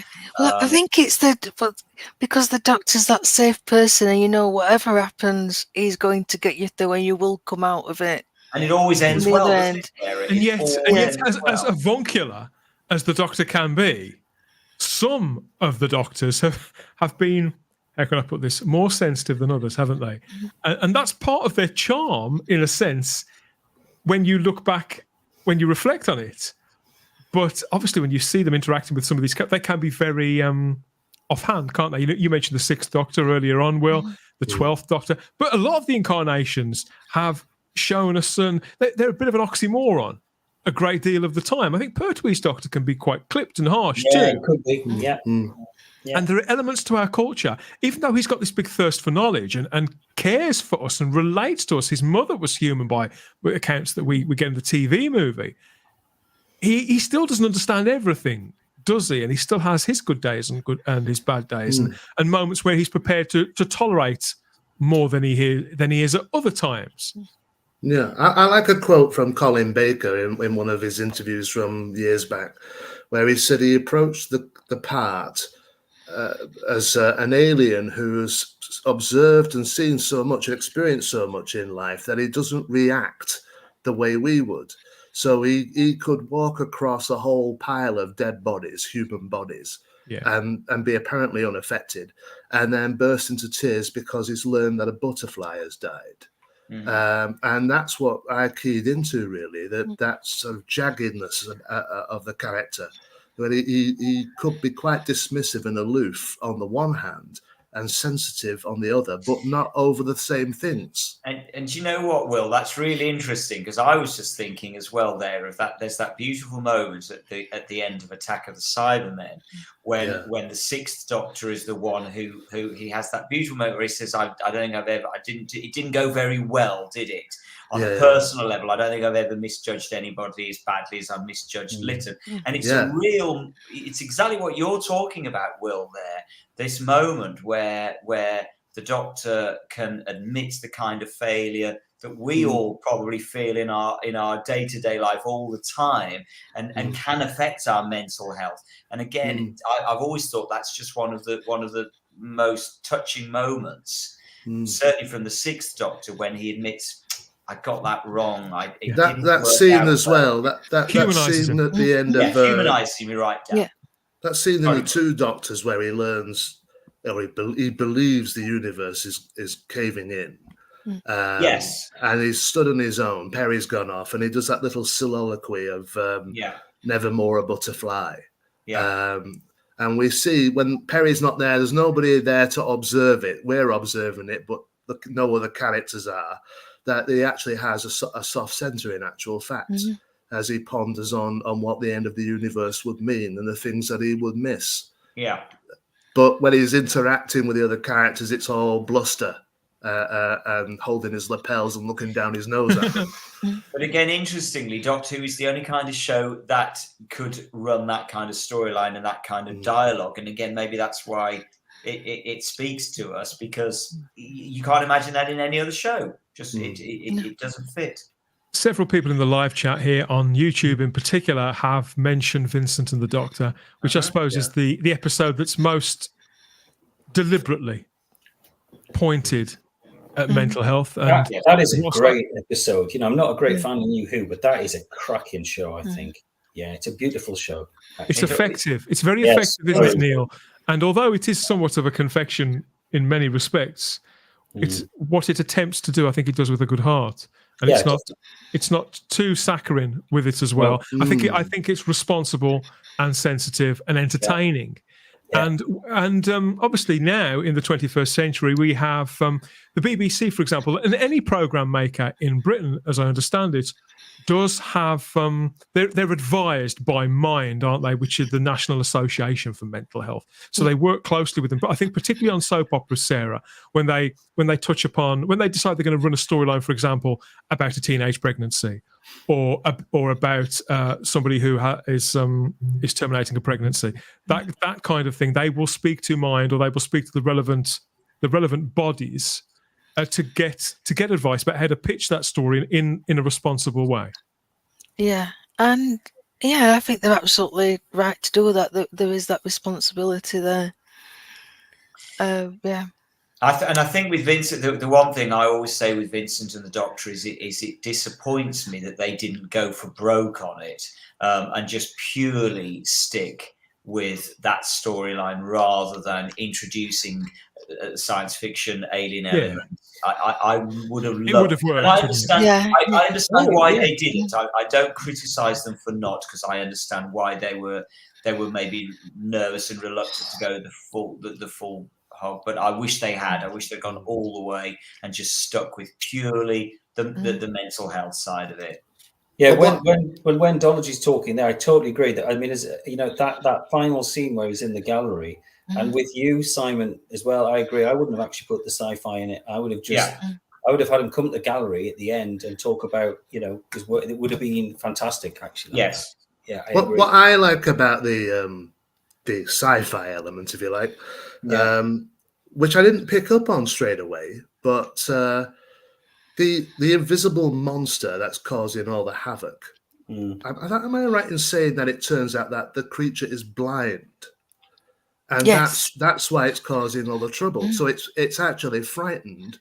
It's blind. It doesn't know what's going on. So even the monster in the story has a mental health angle. Interesting. I've never looked at it like that, but you're right. I actually can't remember the story that well. Can I just ask? Did the I remember the end with Bill Nye is the bit I remember.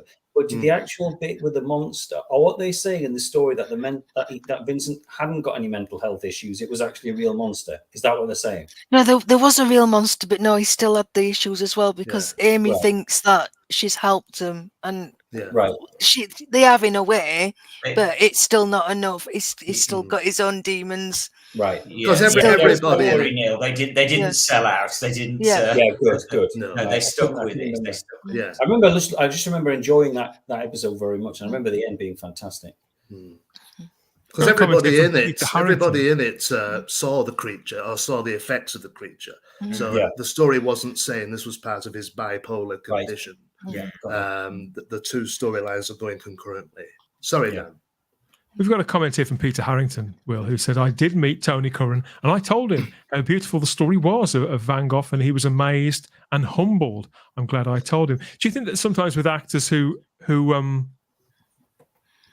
who commit performances like that 12, 15 years ago, they throw themselves into it at the time, but then they move on to the next job and then the next job, and they forget, or they don't take stock of the effect that they may have on viewers. Well, Yeah, I do. And I think it was interesting during lockdown when we did the watch-alongs.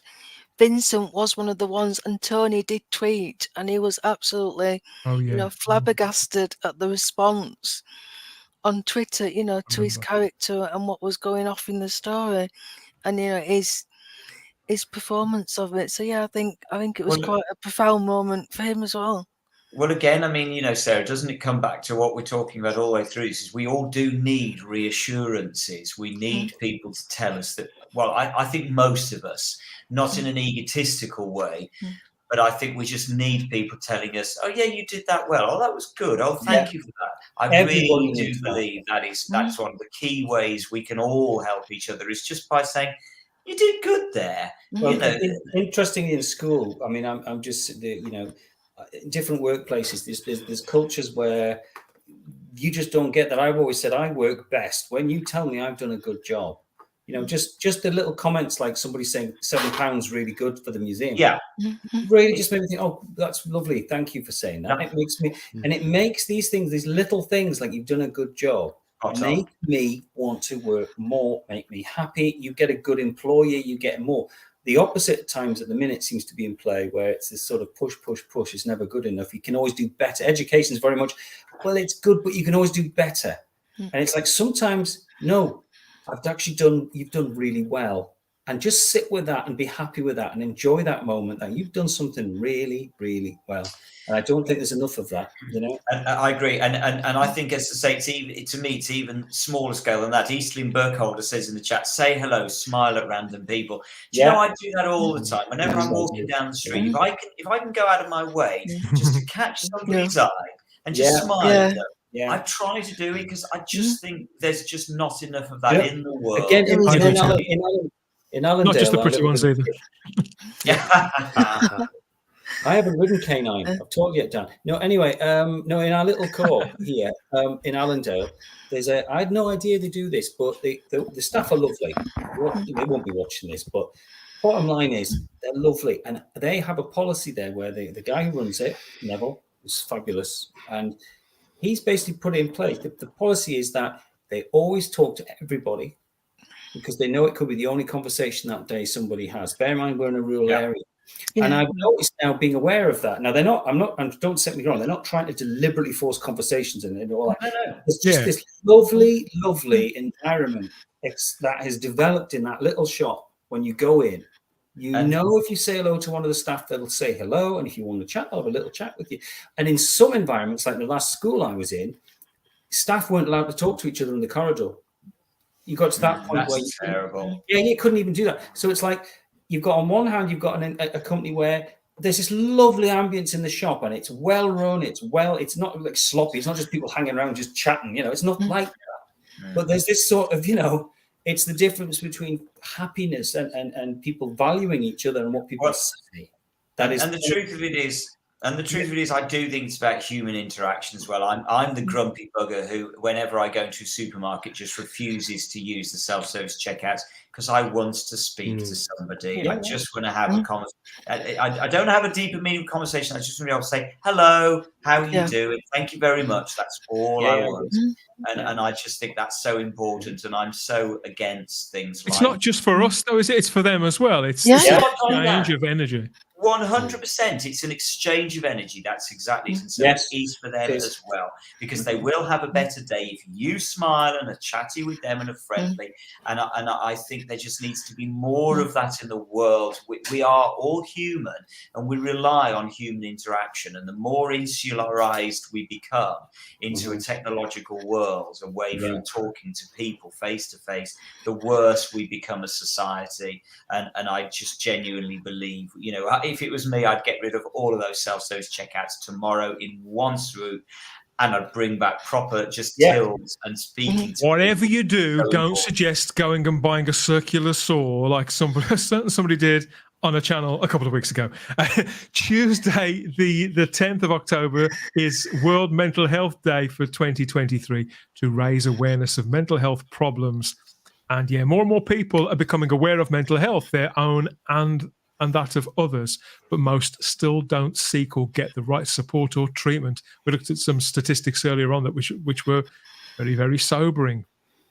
The idea is that we attempt to recover a healthier mental state and to move forward with our lives, isn't it? And Doctor Who, like all forms of escapism, can be a real help, can be a tonic. I always say that Doctor Who is a place that we go to with its own sort of, with its own flavour, its own rules, its own way of thinking, its own soundtrack. Because real life doesn't have a Dudley Simpson soundtrack, Simon. This is something that It should do. It should do. Yeah, even now I'm still.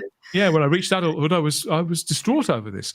And we've been happy to hear all your stories there too in the live chat on YouTube, Rumble, and Facebook about how the series has, and the characters and the stories and the experiences have helped you through some tough times as well. So yeah, this will be trending, I would imagine, tomorrow, World Mental Health Day, across social media. And if you reach out to Mind and the World Federation for Mental Health too, you may find further reading and certain resources that are available as well. So it is expanding bit by bit by bit. And in this respect, I think for all that, again, I always have this disclaimer about social media. Sometimes social media is absolutely a bad thing. And yet in this respect, it can bring people together to talk about, with the like-minded people, to talk about things that are bloody hard. It does indeed. I mean, I've become acquainted with somebody on Twitter. I can't even remember how it started. It's been going on that long now. But a lady called Cheryl, who is known on there as Gallifrey Angel. And I don't know how much to say about her, really. Let's say... let's not say much. Perhaps some learning difficulties, that kind of thing. Autistic tendencies, like agoraphobia, that kind of thing. So it doesn't go out much without a mum. She's about my age, I think. She's sort of late 40s, 50ish, thereabouts. Absolutely loves Colin Baker. And there she is, Cheryl. Brilliant. That's she amazing. made that herself. Yeah. Fabulous. She made that herself. That's incredible. Stunning work, Cheryl. When I saw that, I said, "You've got to send me those as a JPEG so I can get Colin to sign them." And I went to an event in March, and there he was, and he knows who she is because on an occasion when they did a convention in Manchester, her mother took her to see him, and I think they just kind of saw Colin Baker and then went home again, kind of thing, because Cheryl can't cope with crowds. And she told Colin that he'd kind of saved her life, really. I think she battled as a youngster with suicidal thoughts. Doctor Who was her anchor, and it deeply touched Colin to know that. So when I went this last March with these photos, I said, "Cheryl sent me these. Will you sign them for her?" And he was more than happy to. She's also paints pictures. She's done a lot of Sixth Doctor pictures. And she's even done one of me and the Sixth Doctor, Colin Baker, which popped up on Twitter not that long ago. But that I suspect might be because we have this arrangement where I get Big Finish, Colin Baker, Big Finish stories. She said a while back that she can't afford to get all the Big Finish stuff, so she only gets the Colin ones. And I thought, well, I've got some Colin ones that I know I'll never play again. You know, that there are certain ones which I love and I'll play them several times. Anything by John Dorney or Timothy X. Atack, Cheryl, you're not having them. I'm having them. But anything where I know I'll never listen to it again, I mail them on to her. So I think that's probably why she did the painting of me and Colin. Which is very sweet. That is lovely. Yeah, isn't that what Doctor Who's all about? Sharing. Yeah, she says it saved her life. Maybe it did. Her favourite story is Time Lash. She watches it a great deal, and knows all. Right. Well, Cheryl, you've got Right. amazing taste because I love Time Lash as well. Well, interestingly, who is now a regular visitor to the museum is Glenn McCoy. He's donated some behind-the-scenes material. Glenn McCoy was just here about a week ago for a coffee, and I will pass that on to him because he will be delighted to know. Because Glenn is very aware, let's just say, of Time Lash's reputation. He takes it very well. But I've always thought it was a cracking little tale, to be honest. Yeah, it is. No, we're changing the tide, Neil. The Time Lash revolution. Yeah, is I love coming. that. I think that is a story for another time. We've got to wrap this up now. But yeah, thank you. I mean, Cheryl, if you're out there, fabulous pictures. Well done. What a costume. Yeah. A brilliant story as well, Will. Fantastic. Thank you for sharing that. And thanks for sharing everything. Everybody, come to think of it. Please like this video now, subscribe to the channel, and hit the cloister bell to get all the notifications about what's coming next and when and all that. You're watching Type 40.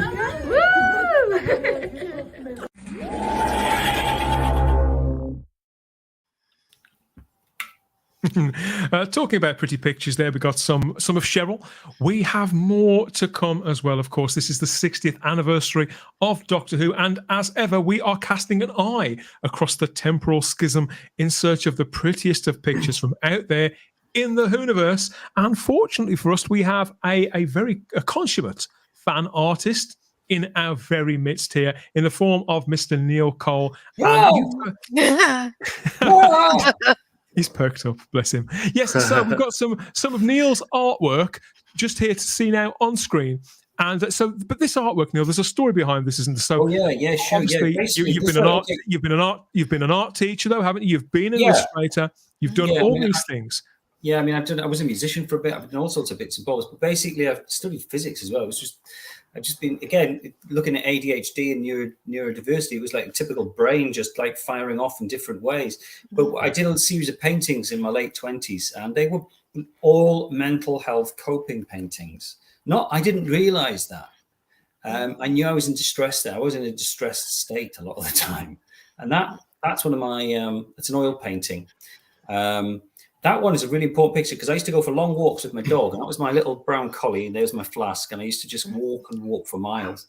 And what that painting was about, looking back, it was that I know it sounds really corny in a way, but it was the distress, the emotions you can have, but you're locked by gravity to Earth. You know, you can't escape things, and yet you can have all this swirling stuff. And I called it Cage, that picture, because it was like, I used to think about all these big things and big ideas and big concepts, but ultimately you were encapsulated, but then the emotions would kick in and you were sort of trapped into a sort of vortex and you could never get out of it. Which, looking back at it now, it's all very simplistic and obvious. But at the time, I wasn't consciously thinking about it, you know. I did these pictures sort of subconsciously, if you know what I mean. Yeah. But that's an astonishing picture. It's very powerful, Neil. Yeah, that's very kind. Well, actually, Andrew Scaletta, very kindly, who I've been in touch with for years, he commented. He said he really liked that painting. And well, speaking as an illustrator and artist myself, I recognise Andrew Scaletta was a big influence on this piece. You can just definitely, yeah. I mean, but there was no. I mean, I used to be an oil painter. I mean, I'm drawing. The daft thing is, I'm doing a Doctor Who book now, which is coming out in February, which I'll tell you more. I'm not allowed to say anything about, but I'm illustrating it and writing it now. And it's I'm drawing it in Bic Biro. Other biros are available. Some of you, yeah. I'm using my art budget is a whole 79 pence per drawing. And if you go on my Facebook page, the museum page, you'll see them. And I learned to draw kind of quite nifty with a biro, and it's the most relaxing thing. But this was a period where I went into, you know, I would have classed myself as an oil painter, and that was an oil painting.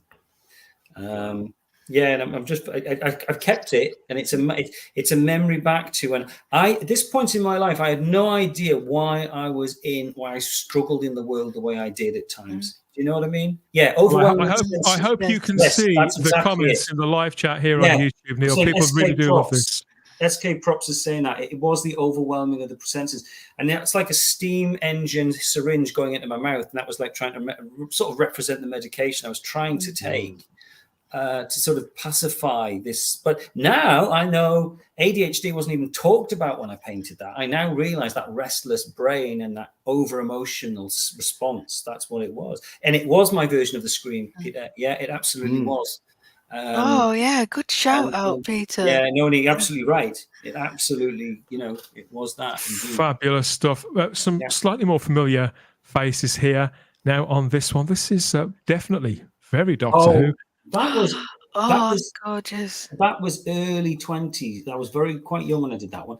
I did. Now this ties into Simon a little bit. I was desperately trying. I was studying physics at this point. I was studying an astrophysics degree. My way off it was to do Doctor Who fan art, and I just did. I ended up doing a magazine called ISIS, which was unfortunately named with what would come, but it was to do with Sutekh and everything, and Egyptian. And that was one of the cover arts I did for it. But I was too scared to send this to Simon. And I still, because at the time, I was a regular. Absolutely, my favorite Doctor Who publication in the 90s was Second Dimension, and I used to get it through the post. And I struggled with ADHD is what I was struggling with. With being neurodiverse is what I was struggling with in a world where nobody understood so I came across as an over emotional world, and then I sort of hid myself away and all that normal hubbunkum that goes with it all. And art was a real big thing. But Second Dimension was this lovely magazine that would appear every so often. And I loved it. And I loved Andy Lambert's artwork in it. Loved it. And I wanted to so much send my artwork, but I didn't have the confidence to. And I just find it that just upsets me to think that we've talked about this before, Neil, and it just horrifies me. You couldn't do that because, to put it in context, people that don't know, Second Dimension, was the magazine that I was putting together back in the late 80s, early 90s. And if I had received that through the post, well, that it would have just been straight on the next cover. Can I just say that painting is actually A5 in size? It's tiny. Really? Wow. Yeah, it's an A5 because it's that last painting I did was quite a big piece. That was at the time I had so little understanding of how artwork was made. I had no way of scanning. I didn't know scanning or anything. I had to. So I did it with what I had, and I actually drew the cover of the fanzine I did it for, and then I put this in there. So I was drawing it basically it's just remarkable, and I just cannot believe that you didn't send it off to say it would have been used immediately. There was no light boxes. I didn't have a light box or anything like that. I realized that a lot of the artists got their likenesses using light box. Well, I didn't. I sort of tried to copy. It was everything you could do wrong on a painting. I did that. That's so early now. It's weird seeing it. It's amazing, really. It's very, very stylish, very 70s as well, even though you painted it in the 90s. And I'm just noticing little details about it now as I go in. I did a comic strip where the mummies come out of the cemetery and Sutekh comes back, which is just a classic, fan thing. But it was just all sort of gothic and dark, and I wanted the whole basic. It was a village under siege where they ended up in the pub, and there's the old squires with his shotgun, and there's mummies coming up, through the windows and the doors, sort of that's what I wanted, I think it's perfect, Neil. But don't we all want that? Just Doctor Who to go back to Sutekh in a village with some mummies. Yes. I want to see that show, please. Sold, absolutely sold. Thank you for sharing these, Neil. They're beautiful pictures. Thank you. And I think a lot of us will be waiting with bated breath to see your book when it comes out, what's going to be in it, and when we're going to be able to get it, and where, and all those wonderful things. So thanks for your company and everything that you've shared this evening. Come to think of it, Neil, it's been a joy as always. Can I just say, I just like to say very briefly as well, Neil, because in the chat this evening and watching along has been Tom Alford. He's T Dwarf in the chat. He's been watching on Tom Alford, and Tom Alford makes these brilliant figures that he's very kindly made for me, and he wanted me particularly to show them to you, Neil. Wow. Because I think he probably thinks you will appreciate them, and of course you will. They're gorgeous. They are lovely. What's the made from? What the colours are beautiful. They're made from something called silk clay. And so they're actually quite they're sort of almost sort of flexible. It's almost like plasticine. You can see little legs move. I've got another one over here. This is one of my favourites as well. This is the Mara that he made from Kindle. Oh, that's gorgeous! Isn't that beautiful? Isn't it fabulous? So Tom has been watching along this evening. So thank you, Tom, for again, as always. Excellent. They bring pleasure to me. And some SK Props earlier on said that when they get depressed, they disappear into making props. And isn't this what Doctor Who is all about? It's just such a creative thing that I just think disappearing into a world to make something like this is always going to help your mental health, isn't it? And the joy that they bring. There's something creative. As we say most weeks on Type 40, a lot of Doctor Who fans are very, very, very creative. And if you are a creative, if you're a fan artist of any description, whether you're making props, whether you're painting, whether you're drawing, whether you're a cosplay artist like Cheryl there, it doesn't matter whatever you're doing. If it's creative, we want to see it, and we want to see some pretty pictures here in the gallery section too. So point us in your direction. That's what we want, isn't it, Sarah? We want their contact details. We want to know where we can find their work. Yes, we do. Yes, please get in touch. Like and subscribe. This is it. Like, subscribe, share, and all that jazz. What a fantastic show. Thank you, everybody on the chat. Thanks for joining us, Will. I know it was a bit of a mad rush there. Thanks for having me. We got you there in the end. Yeah. I knew you'd have something to say about this topic. Thank you again. Sarah, still awake as well. And I think the colour's coming back to your cheeks. So, yeah, as for Shah, heaven knows. I'm going to speak to her tomorrow. And yeah, we'll see. We'll see. Simon, brilliant. And this was very much something that you've been championing for about 2 years now, isn't it?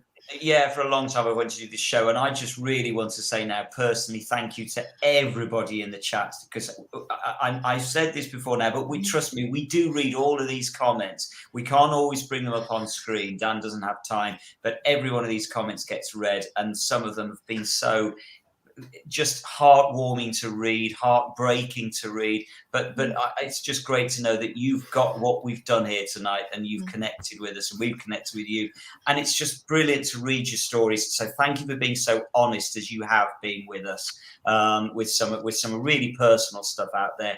We couldn't do this show without you, as we always say. Simple as that. Thank you, everybody out there in the chat. Some lovely comments still coming as well.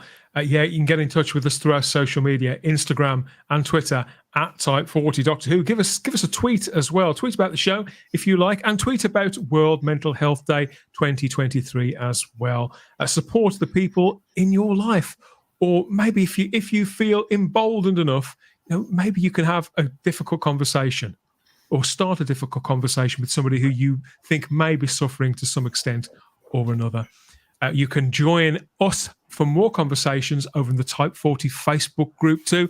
And there's people, there's classic fans, new series fans, and lots of fans. I think virtually everybody is waiting for one reason or another for all new Doctor Who there in the Type 40 Facebook group. And you can join us for more Type 40 Live. In a couple of days' time here on the Type 40 channel. If you're subscribed and if you've got that little cloister bell hit as well, you'll get that on the device of your choice to know that we're about to go live with the next one. Neil, it's been fabulous to see you again, mate. I hope we can have you back sooner rather than later, sir. I'm delighted. As long as I do rant on a bit, as you probably gathered. And there you go. I apologise. Thank you for putting up with me. And no apologies necessary, mate. No apologies necessary at all. Yeah, and anybody, the point of this place is it's a hub. I always intended it to be a little sort of place where like-minded people, where fans can come and just have a chat with me, chat with each other, or whatever. That's what it's here for. All right, and hopefully you'll find that comforting feeling inside, because you're surrounded by familiar faces and familiar things. So, I'd like to think we could say the same about Type 40 Live, Sarah. Yeah, I think so too. albeit virtually. Yes, so World Mental Health Day is Tuesday, the 10th of October. Thank you all for your contributions and your company. We always have the time if you have the space here at Type 40 Live. We'll see you for another one very, very soon. Take care. Bye-bye. Bye-bye. Bye. Bye.